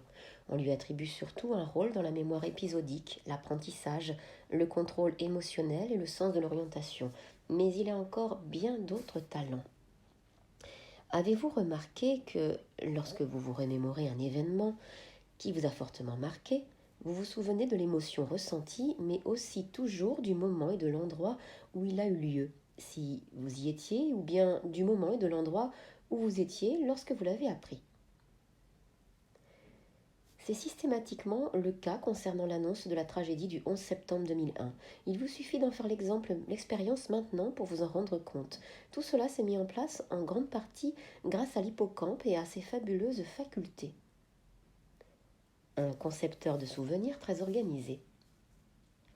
L'hippocampe est responsable de la mémoire épisodique. À chaque nouvel événement, c'est lui qui va chercher puis rassemble toutes les informations factuelles, spatiales, temporelles, sensorielles et émotionnelles qui le constituent, alors qu'elles sont encodées sous forme numérique et stockées dans les différentes aires du cortex cérébral. L'hippocampe est capable de reconstituer l'épisode de façon très précise, dans son contexte spatio-temporel et émotionnel, avec toutes ses composantes, comme s'il refaisait presque instantanément un puzzle à partir de toutes les pièces disséminées un peu partout. Ensuite, l'hippocampe l'enregistre dans sa globalité et avec tous ses détails, non seulement de façon factuelle, mais également en l'associant au contexte spatio-temporel et émotionnel du moment. Il construit alors un souvenir complet, très précis, sous forme analogique, donc non codée, qui nourrira la mémoire épisodique puis sera stocké dans la mémoire à long terme. Au cours du temps, se constitue une banque de données d'expériences passées, une sorte d'expériothèque à laquelle l'hippocampe va se connecter lors de toute nouvelle situation. C'est lui qui est responsable des rappels de souvenirs.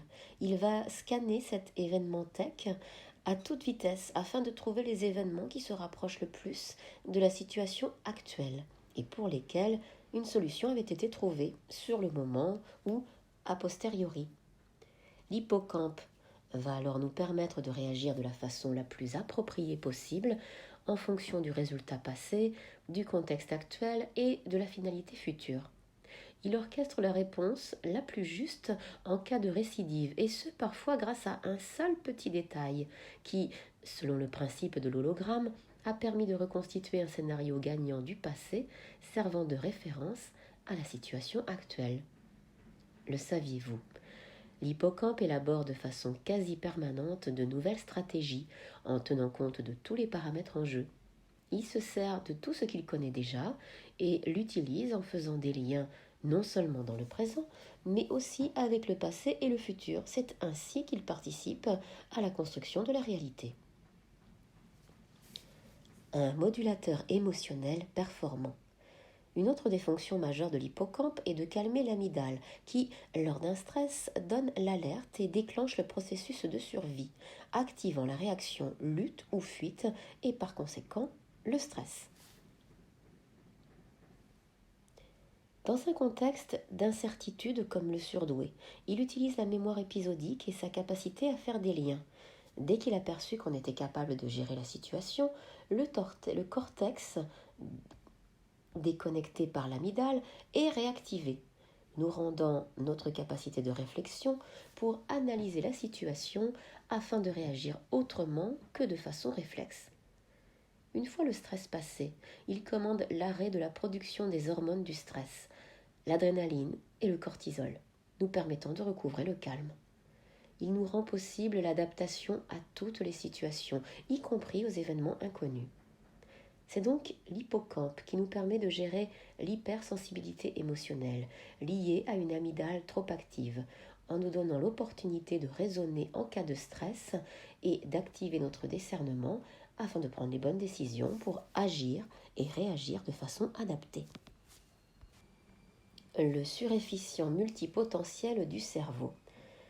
Voici, en vrac, d'autres fonctions de l'hippocampe qui travaillent en association avec le cortex. La mémoire épisodique, factuelle et émotionnelle, le sens de l'orientation, la conscience temporelle, l'analyse contextuelle, l'apprentissage, la proprioception, la détection et la gestion de la nouveauté, le discernement, l'anticipation, la prise de décision rationnelle dans un contexte d'incertitude, la motivation, le rendement effort-résultat, la capacité d'adaptation aux événements inconnus. Finalement, l'hippocampe est un véritable détective archiviste, un fin stratège doué de capacités d'anticipation, d'adaptation et d'évolution selon le contexte. Il peut rester jeune et performant, même à un âge avancé, car il adore apprendre. Tant qu'il est sollicité, ses neurones continuent à se renouveler. Des études ont montré que cette neurogénèse se poursuivait jusqu'à plus de 90 ans. On ne peut que constater que la description de l'hippocampe ressemble fortement à celle que l'on pourrait faire d'un surdoué.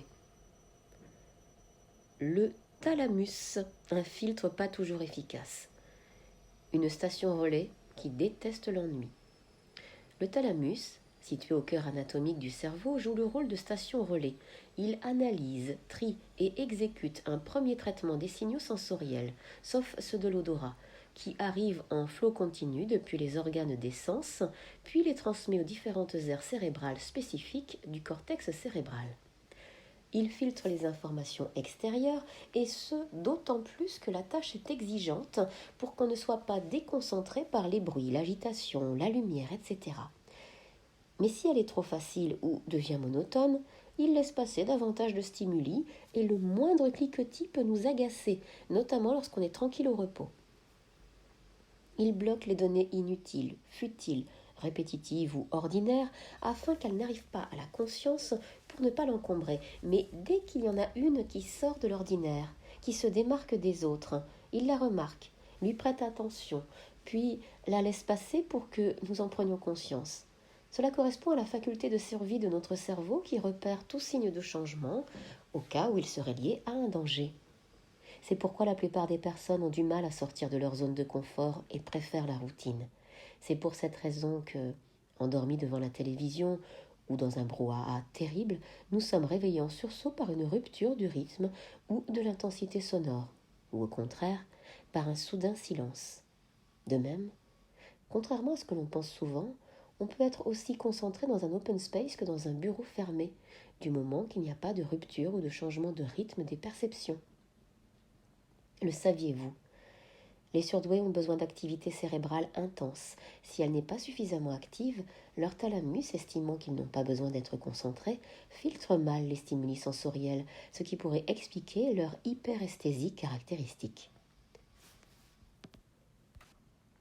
Les bugs de perception et de filtration, frein ou atout ? Le nombre d'informations qui arrivent à la conscience dépend de 2 facteurs, la perception et la filtration. Il correspond donc à la quantité de signaux captés par les organes des sens et par le fameux 6e sens, moins la quantité de signaux filtrés puis bloqués par le cerveau parce que jugés inutiles ou inopportuns. Une perception affinée à l'extrême, l'hyperesthésie. Chez les surdoués, la vitesse d'acheminement des informations sensorielles est doublée pour un individu au QI de 140 par rapport à une personne au QI de 100. De plus, les seuils de perception des stimuli externes par leurs organes des sens sont généralement plus bas que chez les autres et leur proprioception est généralement exacerbée, les rendant même parfois un peu chochottes. C'est l'hyperesthésie. Par exemple, Les surdoués peuvent voir un détail anodin que personne n'a repéré, ou bien distinguer deux sonorités très proches alors qu'elles semblent similaires, ou encore sentir des odeurs si infimes qu'on les accuse parfois d'inventer. Ils sont capables de définir la température ou le degré d'humidité de l'air, ou de percevoir de façon quasi immédiate une toute petite modification de leur métabolisme interne. Du fait de leur grande intuition, les surdoués perçoivent beaucoup plus de détails subtils et souvent invisibles que pour la plupart des gens. Leurs émotions sont généralement exacerbées, hypersensibilité émotionnelle, et ils ressentent intensément celles d'autrui, ainsi que les atmosphères relationnelles, empathie. Bref, le nombre, l'amplitude et l'intensité des signaux perçus étant majorés, leurs acuités sensorielles, émotionnelles et intuitives sont généralement plus importantes que la moyenne. Cette faculté attentionnelle très élevée peut certes constituer un réel avantage à bien des égards, mais aussi un sacré inconvénient pour parvenir à se concentrer sur une tâche. Une filtration insuffisante des informations, le déficit d'inhibition latente. Fort heureusement, il existe un mécanisme de filtration que le cerveau met en place pour que toutes les informations que le corps-esprit juge inutiles pour l'instant ne parviennent pas à la conscience. C'est le principe d'inhibition latente. C'est un système de filtre sélectif permettant aux surdoués de se concentrer sur ce qui est important avec le moins de parasites possible. La plupart des gens ont un bon niveau d'inhibition latente et leur cerveau ne s'embarrasse pas de ce qui semble inopportun sur le moment. En revanche, chez certains surdoués, ce système ne fonctionne pas. Ils sont atteints d'un déficit d'inhibition latente, leur conscience étant encombrée, parfois saturée de signaux de toutes sortes, ce qui est très déconcertant, épuisant et énergivore. Toutefois, ceux-ci sont transmis ultra rapidement à leur cortex cérébral, qui peut alors analyser judicieusement la situation dans son contexte global, avec un maximum de détails. C'est donc à la fois un frein et un atout.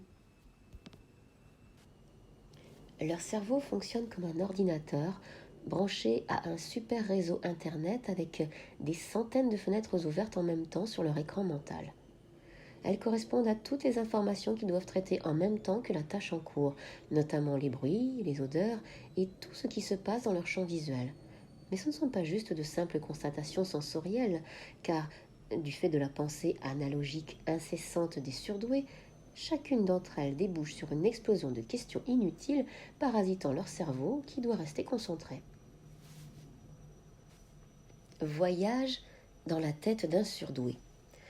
Un surdoué est en train d'exposer un sujet important au restaurant d'entreprise avec des collègues tout en subissant la tyrannie de son mental surpuissant qui tente de l'emmener bien loin. C'est quoi cette odeur bizarre? Ça sent un peu le plastique brûlé. Est-ce que ça ne risque pas d'être un court-circuit? C'est vrai que l'installation électrique n'est pas très moderne. Il devrait la faire refaire. Et le discours continue, clair et précis. Et cette lumière qui me fait mal aux yeux. J'aurais dû me mettre dos à la fenêtre. Ça me fait penser que j'ai oublié mes lunettes de soleil à la maison et que ce soir, en rentrant en voiture, je vais être éblouie. Et je risque d'avoir un accrochage comme l'année dernière. Ah, c'était quand, au fait? En septembre, je crois bien. Parce que les jours commençaient à décroître. Et il répond aux questions de son auditoire sans problème. Ce bruit de vaisselle qui vient de l'autre bout du restaurant, mais c'est insupportable. Et les autres qui ont l'air de ne pas l'entendre. Pourquoi ça ne les dérange pas, eux? Moi, ça me demande tellement d'efforts de concentration. Ça me fatigue, mais ça m'énerve. Pourvu que personne ne le remarque. Et il reprend sa présentation sans sourciller. J'ai la bouche qui pique. J'aurais vraiment dû demander qu'on me donne une autre sauce que celle qui était prévue pour ce plat. Elle était beaucoup trop épicée. Et dire que ce qu'a choisi ma voisine a l'air tellement mieux. Bon, je prendrai la même chose la prochaine fois. Tout en restant concentré et attentif à chacun de ses interlocuteurs. Tiens, pourquoi il y a un chat qui se balade sur le parapet de la fenêtre du bureau du Big Boss? Ça me fait penser que je n'ai pas donné à manger à mes chats ce matin. Pourquoi a-t-il laissé la fenêtre ouverte alors qu'il va sûrement pleuvoir? Etc., etc. Et tout ça, mine de rien, pendant qu'il est en train de tenir un discours construit et sensé. Un cerveau multitâche adaptable. Toutes ces questions qui partent dans tous les sens sont souvent inutiles pour le cerveau qui doit faire avec, puisqu'il ne peut les éliminer.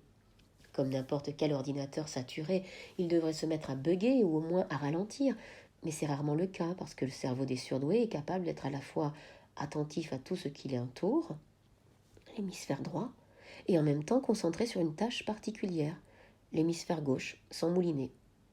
Évidemment, cela devrait l'épuiser car le cerveau est normalement conçu pour fonctionner à l'économie d'énergie, faisant un tri drastique dans les informations qu'il accepte de laisser venir jusqu'à la conscience. Cela lui permet de se préserver de la surchauffe, mais en agissant de la sorte, il se prive de détails subtils qui ont finalement une grande importance. L'avantage de ce qui semblait n'être qu'un handicap, c'est que ce déficit d'inhibition latente participe au fait de capter tout ce qui échappe normalement à la majorité des personnes, permettant ainsi de trouver des solutions presque instantanément. Chez les surdoués, tout fonctionne à l'excès.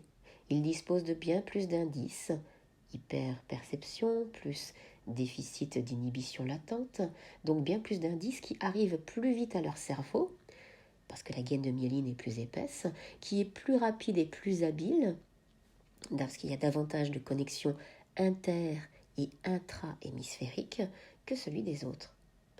Tout se passe de façon invisible, donc eux-mêmes sont parfois surpris par la rapidité avec laquelle ils ont trouvé une solution, généralement sans raisonnement logique, alors que le reste de l'assistance est encore en train de décortiquer les informations de base en vue de les analyser pour réussir à en trouver une. Ils peuvent donner l'impression de deviner au hasard, ou même d'inventer, alors que ce sont souvent des visionnaires ou des précurseurs. Le saviez-vous ? Les surdoués captent beaucoup plus d'informations que les autres, ce qui serait un handicap s'ils n'avaient pas le matériel cérébral adéquat pour traiter ce surplus et résoudre les problèmes à une vitesse fulgurante. Cerveau droit ou cerveau gauche, il faut choisir. Dans nos sociétés occidentales, grandir signifie passer de l'hémisphère droit, presque exclusif, à l'hémisphère gauche, presque exclusif. Entre le ludique, on dirait que, au départ, le petit enfant est très majoritairement sous l'influence des facultés attribuées à l'hémisphère droit. C'est un petit être hypersensible qui vit presque uniquement dans un monde imaginaire, guidé par ses émotions et celles d'autrui, avec lesquelles il entre souvent en résonance. Il perçoit les autres et leurs intentions avec une grande sensibilité, mais sans aucun recul. Il est instinctif, impulsif et ne sait pas relativiser. Souvent susceptible, il se vexe facilement et peut facilement se sentir rejeté. Il est intuitif, spontané, généralement joyeux, créatif. C'est un artiste en herbe, attentif à tout ce qui se passe autour de lui, plus visuel qu'auditif. Il perçoit les formes, les couleurs et a généralement un très bon sens du rythme et de l'improvisation. Il fonctionne en mode global, sans trop se poser de questions. Sa pensée est divergente, analogique, fondée sur la capacité à faire des liens et sur l'intuition et la créativité. Non rationnel, il part dans tous les sens, imagine plein de scénarios. C'est le roi de l'improvisation, le prince du on dirait que. Il est désordonné, il occupe tout l'espace, toute la place sans scrupule, ni aucune règle. Il est le centre du monde et en même temps, il est connecté au tout. Il est vivant. Et les exigeantes injonctions, il faut, tu dois.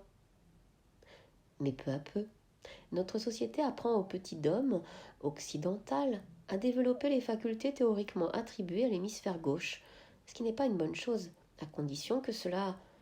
Non, ce qui est une bonne chose, à condition que cela ne se fasse pas au détriment de celle de l'hémisphère droit. Mais ça, c'est rarement le cas. On lui apprend à être rigoureux, à développer une pensée convergente fondée sur une méthode et des règles. Dès qu'il commence à colorier, on lui dit de ne pas déborder, on lui fait comprendre que ce n'est pas beau, et parfois même que c'est mal. Quand il apprend à écrire, on lui explique que la barre du P descend jusqu'au 2e interligne, et celle du J jusqu'au 3e. On lui dit de ne pas écrire dans la marge, et s'il ne respecte pas les consignes, il est pénalisé ou puni. On le formate, et il doit se conformer aux exigences des adultes et des enseignants. On lui dit de se calmer, on cherche à le canaliser, à le faire réfléchir. On le réprime et on le réprimande pour qu'il entre dans un moule. On lui dit de ne pas dépasser, ni concrètement, ni symboliquement. On le muselle. On lui impose de se structurer, d'être rigoureux, de mettre de l'ordre, de réfléchir et d'analyser les situations, d'être rationnel. Ce qui n'est pas en soi négatif, à condition qu'il ait le droit et la possibilité de garder une part du On dirait que, sans quoi la spontanéité et l'imagination de l'enfant finiront par disparaître peu à peu. En grandissant, l'enfant associe les injonctions de rigueur, d'ordre, de logique, de concentration aux interdictions de partir dans tous les sens, de deviner avec son intuition, et il s'adapte. Il apprend la vie et découvre ce qui se passe autour de lui à travers le prisme de la logique et des dictates. Ça ne se fait pas. Il faut... Tu dois... Sois raisonnable. Fais attention. Concentre-toi. Tais-toi, les enfants, ça ne parle pas à table. On devient inexorablement un adulte en mode ou. Probablement à cause de notre éducation occidentale privilégiant la logique et les chiffres, il semblerait que progressivement les enfants basculent de l'hémisphère droit dominant à l'hémisphère gauche dominant. Cela ne signifie pas qu'ils soient privés des facultés du premier, mais ils l'utilisent moins, presque toujours en second plan et de façon dissociée. Ces deux hémisphères continuent à fonctionner, mais rarement en même temps. L'enfant normal, en grandissant, passe en mode ou. Il devient un adulte qui utilise naturellement son cerveau gauche au détriment de son cerveau droit. Quand il est concentré sur les détails, il a du mal à voir la situation dans son ensemble. Quand il fait une analyse logique, il laisse rarement place à son intuition. Raisonnable et spontané, créatif et rationnel, discipliné et multitâche, rigoureux et improvisateur, des associations peu courantes. Cerveau droit et cerveau gauche, une alliance exceptionnelle. Le zèbre fonctionne en mode et. Il semblerait que le surdoué ait gardé la capacité de fonctionner en mode et, c'est-à-dire qu'il serait capable davantage que les autres d'utiliser ces deux hémisphères à plein régime, en même temps. Il peut analyser les situations de façon globale grâce à son hémisphère droit, tout en percevant les moindres détails avec son hémisphère gauche. Attentif et concentré, intuitif et analytique, spontané et réfléchi, créatif et structuré, doué d'une intelligence empirique et cartésienne, etc. Il voit rapidement des solutions que les autres n'entrevoyaient même pas. Son imagination débordante et productive lui permet d'aller visiter l'univers de tous les possibles, tout en restant les pieds sur terre. Un atout indéniable, potentialisé par son hypersensibilité, son hyperesthésie, sa grande empathie et sa capacité de traitement de l'information ultra rapide. Le saviez-vous? Proportionnellement, son cortex droit étant plus actif que celui des normaux pensants, dont le côté gauche est prédominant, on dit parfois du surdoué qu'il est cerveau droit et que les autres sont cerveau gauche, alors qu'en réalité, il est cerveau total. Le zèbre, rebelle ou hyperconscient? On l'accuse souvent d'être un éternel enfant parce qu'il a gardé sa capacité d'émerveillement, sa faculté à fonctionner en mode grand angle, en mode on dirait que, too much, on lui reproche son côté rêveur, sa spontanéité, son insouciance, son intuition, son côté entier et fonceur repoussant toujours les limites, et même son imagination débordante qui lui permet tout de même de créer du nouveau, ou même un chef-d'œuvre à partir de rien. On confond souvent les qualités essentielles que lui confère son hémisphère droit avec un manque de maturité. Mais ça ne se fait pas. Et pourtant, les adultes des civilisations plus primitives, qui vivent en parfaite communion avec la nature, ont gardé intact l'ensemble de ces facultés soi-disant spécifiques du petit enfant, tout en ayant développé celle de l'hémisphère gauche. Le surdoué serait-il alors un rebelle anticonformiste, comme on le lui reproche parfois, ou simplement un être hyperconscient qui refuse instinctivement de se priver de la moitié de son cerveau, sous prétexte que c'est l'autre qui a la primauté officielle dans notre culture? TGV, 360 degrés, 3D, HD, tout lui est ouvert. Pourquoi le surdoué se restreindrait-il puisqu'il a été prouvé que les deux moteurs de son cerveau sont plus puissants, lui permettant de fonctionner à une vitesse grand V, dans tous les sens, dans toutes les dimensions et en haute définition? Que disent les études? Des études sous IRM ont montré que le pont entre les deux hémisphères, appelé le corps calleux, est beaucoup plus dense en connexion chez le surdoué. Les échanges interhémisphériques sont donc plus riches, plus nombreux, mais également plus rapides puisque les gaines de myéline qui acheminent l'influx nerveux sont plus épaisses. Par ailleurs, le nombre de connexions entre les neurones à l'intérieur de chaque hémisphère est plus important et la distribution des informations est multispatiale. Des liens hypertextes se créent entre les différentes branches de l'arborescence, augmentant les possibilités de réflexion, d'hypothèses, de réponses et de nouvelles questions. L'activité de son hémisphère droit est plus intense que celle du reste de la population, lui offrant davantage de possibilités de traitement de l'information. Tout cela confère au cerveau du surdoué des spécificités anatomiques et fonctionnelles qui prouvent que ses facultés cognitives sont réellement différentes et plus efficientes. Des hypothèses pour mieux comprendre le haut potentiel. Pourrait-on dire qu'au cours de l'évolution de son cerveau, l'enfant surdoué, contrairement aux autres enfants, n'aurait pas réprimé certaines facultés de l'hémisphère droit lors du développement du gauche? Serait-il davantage capable d'utiliser les deux simultanément? Ce qui est commun à tous les hauts potentiels, c'est la surefficience de leurs deux hémisphères et du corps calleux qui les relie, ainsi qu'une hypersensibilité poussant l'amygdale à déclencher l'alerte le plus souvent que nécessaire. Alors, qu'est-ce qui fait que certains d'entre eux soient handicapés par leurs émotions, alors que les autres peuvent les utiliser comme des alliés? Se pourrait-il que, dans le premier cas, ce soit l'hippocampe qui, bien qu'hyper-performant, n'ait pas suffisamment développé son rôle d'interrupteur de l'amygdale aux alentours de l'âge de 7 ans. En cas de stress, il ne parviendrait pas à calmer l'amygdale qui, en coalition instinctive avec le cerveau reptilien, maintiendrait l'alerte et le mode de survie, empêchant l'alliance entre l'hippocampe et le cortex préfrontal, c'est-à-dire l'analyse de la situation dans sa globalité, ne peut être faite. Aucune décision constructive ne peut être prise. Le résultat attendu, théoriquement excellent vu les facultés cérébrales, ne peut pas survenir. Inversement, ceux qui ont un hippocampe performant, parvenant à contrôler efficacement l'amygdale sans l'étouffer, offrent à leur cortex la possibilité de rester actifs, même lorsqu'ils sont sous le coup des émotions. Ils peuvent relativiser et même les utiliser, ainsi que leur perception, comme des alliés pour rendre leur capacité intellectuelle encore plus performante. Certains HPI ne peuvent pas bien gérer leur hypersensibilité. De ce fait, leurs émotions freinent leur capacité intellectuelle hors norme. Les autres, qui ont développé un haut potentiel émotionnel et en sont capables, ainsi, leurs émotions potentialisent leur haut potentiel intellectuel, HPI. Le système nerveux des zèbres en bref. Amygdale très active, hypervigilance, plus d'informations. Récepteur sensoriel plus sensible, hyperesthésie, plus d'informations. Proprioception plus importante, plus d'informations. Thalamus différent, déficit d'inhibition latente, plus d'informations. Nombreux neurones et nombreuses connexions entre neurones, plus d'informations.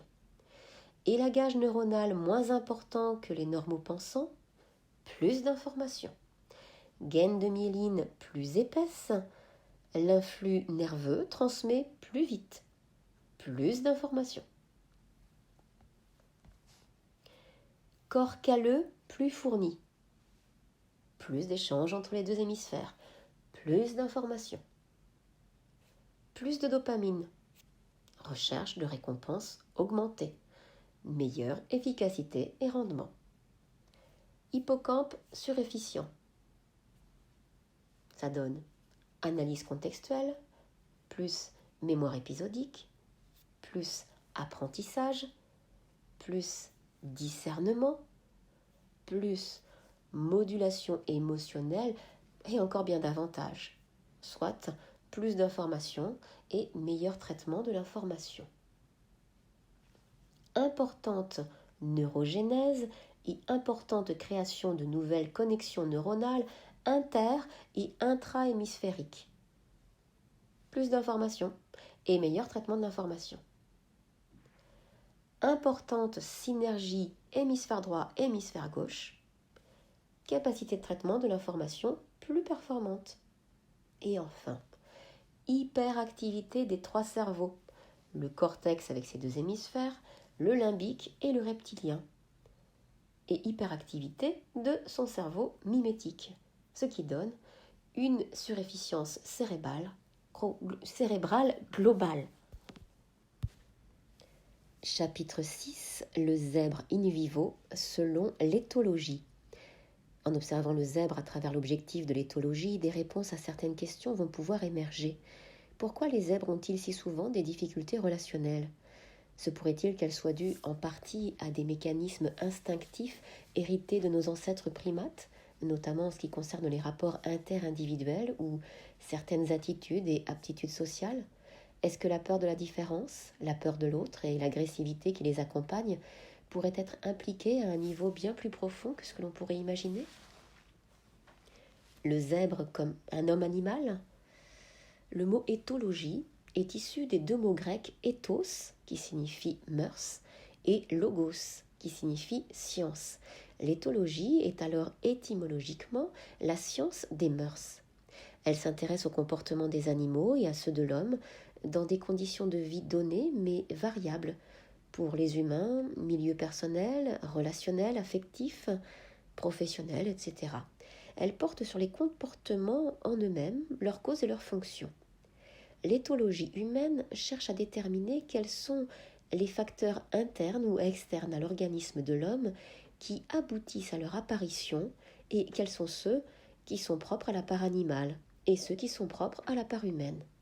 Elle ne cherche pas à donner des recettes pour faire face à toutes les situations, mais elle éclaire nos comportements sous un angle différent, en replaçant l'homme dans son contexte phylogénétique, c'est-à-dire en lien avec l'évolution des espèces.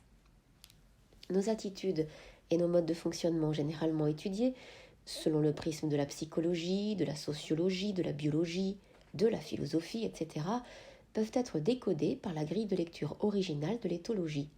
Elle permet de démystifier certains comportements imprévisibles, passionnels ou conflictuels que l'on qualifie souvent d'instinctifs. Ce qui est précisément le cas puisqu'ils nous viennent justement de notre part animale.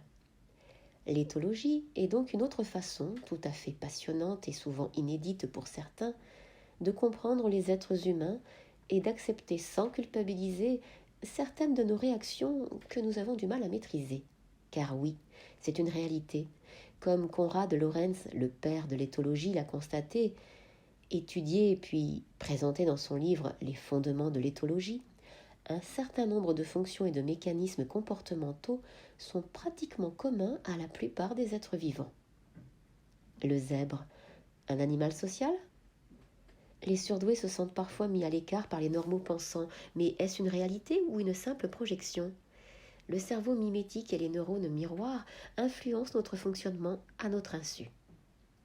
Les neurones miroirs soutiennent le mimétisme, mécanisme de défense archaïque qui permet d'anticiper le comportement d'un congénère ou autre, en vivant sa gestuelle de l'intérieur afin de déceler s'il est prêt à l'attaque ou s'il a de bonnes intentions. Chez l'humain, on pourrait presque parler d'empathie corporelle. Les neurones miroirs apparaissent avec notre cerveau mimétique qui succède sur le plan de sa découverte au cerveau cognitif, puis au cerveau émotionnel, mais qui les précède tous les deux.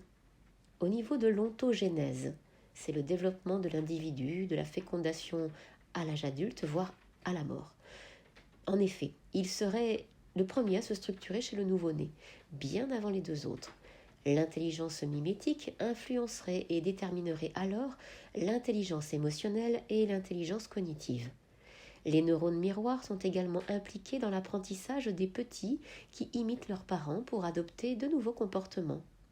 Nous héritons de modes de fonctionnement innés de nos ancêtres humains, mais également de nos ancêtres animaux. Nous avons des croyances, des attitudes et des réactions acquises lors de nos propres expériences, mais aussi lors de celles d'autrui dont nous avons été les spectateurs, et nous les avons assimilées grâce à ce fameux cerveau mimétique. De zèbre à zèbre. Tout un plan de notre savoir n'est que celui des autres qui s'est invité subrepticement dans notre mémoire et dans notre inconscient grâce à nos neurones miroirs, et il teinte, il nourrit ou asphyxie tout nouvel apprentissage ou toute nouvelle expérimentation. Les surdoués seraient-ils perçus comme dangereux ? Chez eux, C'est ce fameux cerveau mimétique qui va favoriser, ternir ou même fausser les relations, notamment avec les normaux pensants. Le cerveau reptilien est programmé pour déceler tout ce qui sort de l'ordinaire, au cas où cela représenterait un danger, afin d'y faire face au plus vite. Si la situation actuelle ravive une expérience passée cuisante, il va déclencher la lutte, la fuite ou la sidération. Tout congénère possédant des facultés hors normes, différentes ou supposées plus efficaces que celles du reste de la population, présente un danger potentiel. Il se peut donc que le cerveau instinctif des normaux pensants ressente inconsciemment les surdoués comme des rivaux qui pourraient s'approprier le territoire, la nourriture, l'argent, les meilleurs partenaires, la meilleure situation professionnelle, le meilleur poste, etc., les poussant à s'en méfier. C'est cette méfiance, réelle ou imaginaire, inconsciente ou non, que perçoivent les surdoués et qui les fait craindre d'être rejetés ou même éliminés. Ils ne font que réagir instinctivement à une réaction archaïque de peur, inscrite dans l'inconscient collectif. Mais c'est peut-être tout le contraire de ce qu'ils croient. Le saviez-vous ? Perçus comme différents et potentiellement capables de mieux réussir, les surdoués peuvent faire peur et activent sans le vouloir la méfiance ou la réaction archaïque lutte ou fuite chez ceux qui les perçoivent inconsciemment comme dangereux. Imitation et projection ou je ne sais pas que tu crois ce que je crois. Dans une relation, l'autre peut être perçu comme un obstacle ou un rival, autrement dit un problème ou un ennemi, ou au contraire comme un modèle, c'est-à-dire un atout pour évoluer. Mais entre ce qu'on pense, ce qu'on ressent, ce qu'on imagine et ce qu'on projette, il y a de multiples possibilités d'erreurs amenant à entrer dans le piège des suppositions et à considérer la relation comme dangereuse alors qu'elle ne l'est pas forcément, parfois bien au contraire. C'est d'autant plus puissant que cela se joue dans les deux sens, l'un des protagonistes activant les neurones miroirs de l'autre et réciproquement. Sans en avoir conscience, on influence l'autre qui nous influence en même temps sans qu'on s'en rende compte. On s'imite mutuellement en se synchronisant inconsciemment. Un exemple parlant. Lorsque l'on danse tout seul parmi d'autres, si on y prête attention, on peut s'apercevoir qu'on est en train d'imiter un autre danseur, qui, probablement lui aussi, est en train de nous imiter sans le vouloir, un ballet inconscient d'imitation réciproque qui s'ajuste à chaque instant. Outre les gestes, c'est la même chose avec les pensées. Le saviez-vous ? Chacun croit percevoir uniquement ce que l'autre pense, mais en réalité, il y a des interférences entre ses propres projections inconscientes et celles de l'autre. Finalement, leurs deux histoires se mélangent à leur insu et faussent la réalité de ce que les cerveaux respectifs des deux protagonistes interprètent. Ce serait l'explication biologique du transfert et du contre-transfert cher aux psy. Innocent ou présumé coupable ? Dans ce système d'intermimétisme entre plusieurs individus, chacun a ses propres émotions et ses propres pensées qui entrent en résonance ou en conflit avec celles des autres, mettant en évidence en face de chacun soit un modèle, soit un rival. Mais pour autant, celui qui se perçoit dans les yeux de l'autre comme un rival n'en est peut-être pas un. Voyage dans la tête d'un surdoué. Il se peut que je croie que l'autre me rejette parce que j'ai perçu dans son comportement des signaux de jalousie. Je m'imagine alors qu'il m'a mis dans la peau d'un rival ou d'un danger pour son évolution personnelle et qu'il va chercher à m'éliminer. Je passe alors en mode lutte ou fuite sous forme d'agressivité ou d'isolement. Sous le coup de l'émotion et du stress, j'ai perdu le contact avec mon cortex, ne pouvant plus faire la part des choses. En réalité, peut-être qu'il m'admire et que ce que j'ai perçu n'était que de l'envie. Je serais donc pour lui un modèle à imiter et non un ennemi à abattre. Idem, si on a peur que l'autre nous croie coupables, on risque d'avoir des attitudes de coupable, notamment la justification, qui vont lui faire penser qu'on l'est. Le cercle vicieux est enclenché. Il y a des projections inexactes dans le cortex cérébral de chacun, des suppositions pseudo-rationnelles justifiant et accréditant la rivalité, la compétition, la jalousie, la peur, la colère ou l'agressivité. Notre cerveau mimétique devient alors un frein à la relation et l'épanouissement personnel d'un individuel. Le saviez-vous? On ne peut que constater que tout est subjectif. Il faut suffisamment de discernement et de conscience pour être capable de faire la part des choses. C'est une bonne gestion des émotions qui va permettre une réflexion éclairée. Le zèbre, un animal pensant? Les surdoués se mettent parfois à l'écart à cause de leur mental puissant qui entretient et nourrit des réactions purement instinctives. Ils se retrouvent alors dans des relations de pouvoir dont ils ont du mal à se sortir. Le cerveau reptilien, appelé également cerveau archaïque, est celui que nous avons en commun avec les animaux.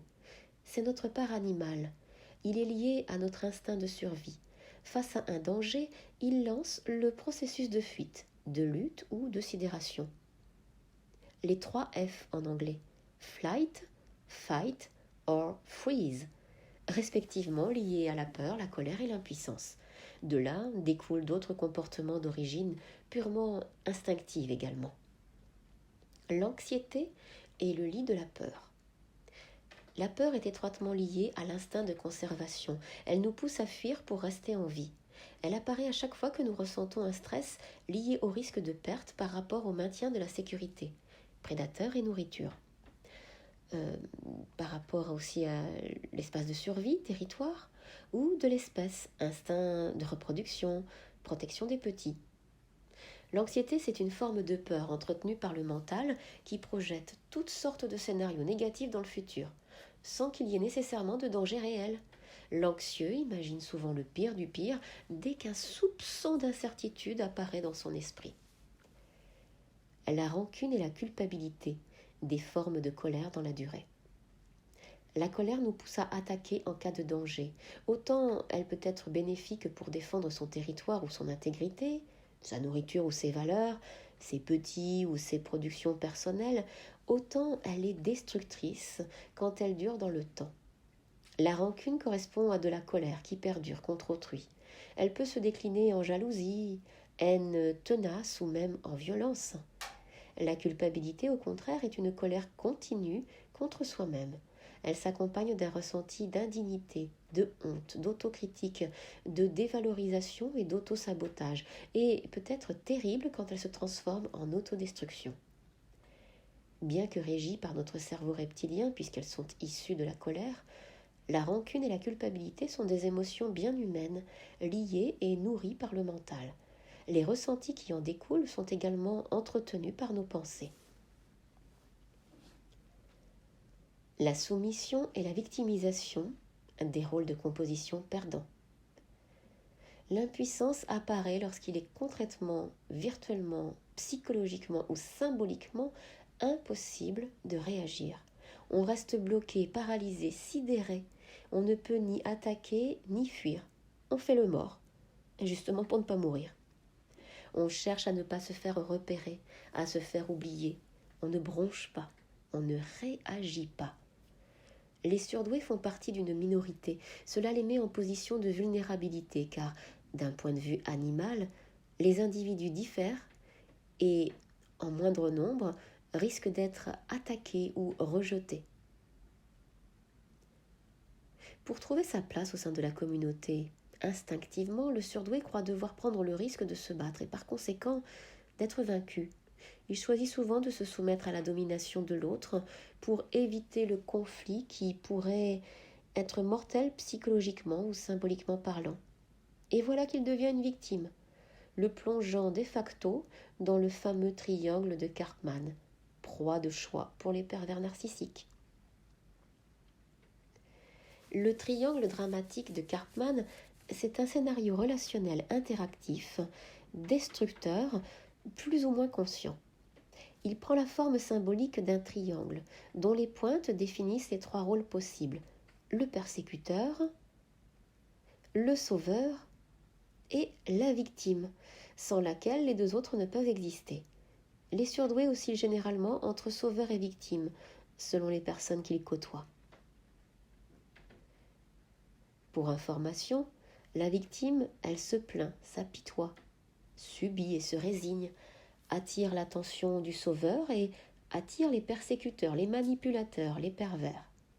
Alors justement, les persécuteurs, alors eux, ils agressent, critiquent, menacent, ironisent, humilient et dévalorisent, ils manipulent, ils font du chantage. Tandis que les sauveurs, eux, ils offrent leur aide sans qu'on leur demande. Ils infantilisent et gardent la victime sous dépendance. Ils aiment leur rôle gratifiant. La résignation, la suradaptation et le faux self, l'enchaînement fatal. L'autre solution est de se rendre invisible pour se noyer dans la masse. Le surdoué se résigne et décide d'être et de faire comme tout le monde, de ne pas dépasser du cadre établi pour ne pas se faire remarquer. C'est la fameuse suradaptation caractéristique chez de nombreux surdoués hypersensibles. À cette fin, il réprime ses intérêts personnels et surtout ses talents, se privant et privant la communauté de ce qu'il pourrait apporter, étant donné qu'ils sont multiples. Il se construit un personnage qui n'est pas lui. La persona, qu'il entretient et nourrit au jour le jour, prenant peu à peu la place de sa vraie personnalité. C'est le faux self. Le perfectionnisme pour être accepté. À l'inverse, voulant plaire aux autres, ne pas être rejeté ou éliminé, le surdoué s'adapte à leurs exigences et peut devenir perfectionniste pour ne pas faillir. Il finit par se mettre lui-même la pression pour ne pas être en échec, d'autant plus intensément qu'il perçoit leurs injonctions souvent intuitivement. Le saviez-vous?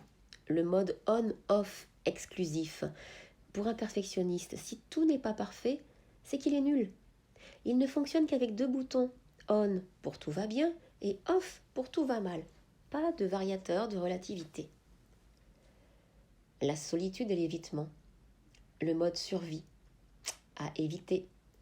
Celui qui ne veut ni se soumettre ni se résigner n'a pas d'autre solution hormis celle d'assumer pleinement sa différence et d'exprimer tranquillement et sereinement sa vraie personnalité, que l'isolement entraînant de grandes souffrances liées à la solitude.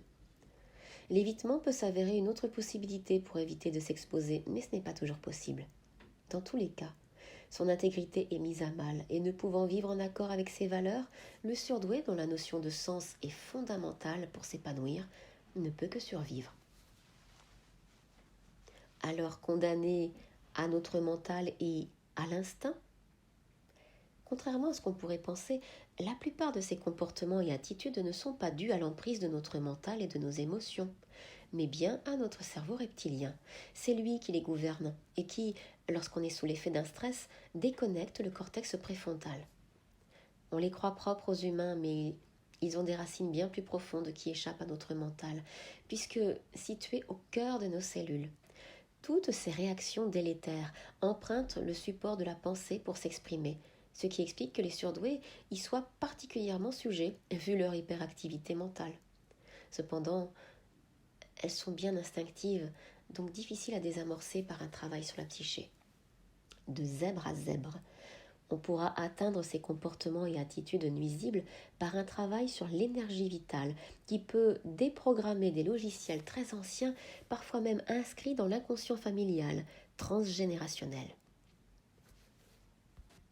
Le zèbre, un adulte enfant animal? Pourquoi les surdoués, proportionnellement plus que les autres, sont-ils sujets aux conséquences délétères de nos 3 grandes émotions archaïques fondamentales, que sont la peur, la rancune et la culpabilité? Serait-ce parce qu'elles sont nourries et entretenues par le mental qui, chez eux, est très vif et productif de pensées associatives, entretenant le cercle vicieux rumination-anxiété? Serait-ce parce que, au cours du développement de leur système nerveux, leur part animale ne s'est pas effacée au profit du cortex cérébral? L'hypothèse proposée au chapitre précédent, suggérant qu'ils fonctionneraient en mode « et » pour leurs 2 hémisphères cérébraux, pourrait-elle s'appliquer également à l'ensemble du cerveau? Je garde tout, on ne sait jamais, au cas où. Toutes les aires cérébrales utilisées régulièrement restent actives, toutes celles qu'on laisse de côté finissent par disparaître. Durant les 3 premières années de vie, phase intense d'apprentissage, le développement neuronal est exponentiel, les neurones établissant des milliards de connexions. Puis la densité des fibres étant excessive pour éviter la saturation, il y a un élagage neuronal drastique entre 3 et 4 ans, afin de ne laisser que les connexions les plus utilisées dans le but de les consolider, puisqu'elles deviendront les bases des connaissances plus complexes. D'où l'importance de stimuler les enfants au maximum dès le plus jeune âge. Il est probable que les surdoués aient été moins soumis à cet élagage, ce qui leur a permis d'avoir à la fois un terreau cérébral plus riche et plus dense pour les apprentissages ultérieurs, et de conserver des réseaux neuronaux primitifs enfouis au fond d'eux-mêmes. Le saviez-vous? On ne peut sans doute pas affirmer que les surdoués sont plus intelligents que les autres, mais au moins qu'ils ont plus de capacités cérébrales. N'ayant probablement pas éliminé la majorité des connexions établies pendant l'embryogénèse et durant l'enfance, ils ont gardé actives les facultés du petit enfant ainsi que la part animale, instinctive, tout en ayant développé celles qui apparaissent ensuite. Ils n'auraient ainsi jamais fermé les fenêtres que leur ordinateur cérébral avait ouvertes au cours de leur vie. On ne sait jamais, ça pourrait toujours servir. Ce qui leur offrirait un mode d'action optimal. Et heureusement pour eux, ils ont la possibilité de tout gérer en même temps, grâce à leur faculté cérébrale surefficiente. Le mode cerveau total. Instinct, émotion, cognition. Notre cerveau est composé d'innombrables parties qui sont programmées pour coordonner leurs fonctions. Mais pour autant, il semble que ce ne soit pas complètement le cas. Pour qu'il puisse activer son plein potentiel, il serait logique et intéressant que non seulement les deux hémisphères puissent fonctionner ensemble, mais aussi que le cortex et le limbique, le mimétique et le reptilien, fonctionnent dans un esprit, sans jeu de mots, collaboratif, plutôt que compétitif. Dans les civilisations développées, soi-disant évoluées, on valorise et on surinvestit le cortex au détriment de l'instinct et des émotions. En société, c'est mal de montrer ses réactions primitives, ou bien d'être triste ou en colère, et c'est bien de parler avec sa tête, notamment avec sa logique intellectuelle. Dans les sociétés primitives n'ayant pas subi ce formatage du système nerveux et de la psyché, les individus sont complètement reliés à leur ressenti interne, à la nature et à l'univers du vivant. Ils ont le sentiment profond d'appartenance à la terre-mère, mais pour autant, ils ont aussi développé une intelligence et du bon sens correspondant à la combinaison de l'activité simultanée des différentes parties de leur cerveau. Les surdoués auraient-ils gardé la possibilité de fonctionner en mode cerveau total, animal, donc instinct et mimétisme, enfant, donc émotion, adulte, donc cognition, ce qui leur permettrait de tirer parti de toutes les facultés cérébrales presque simultanément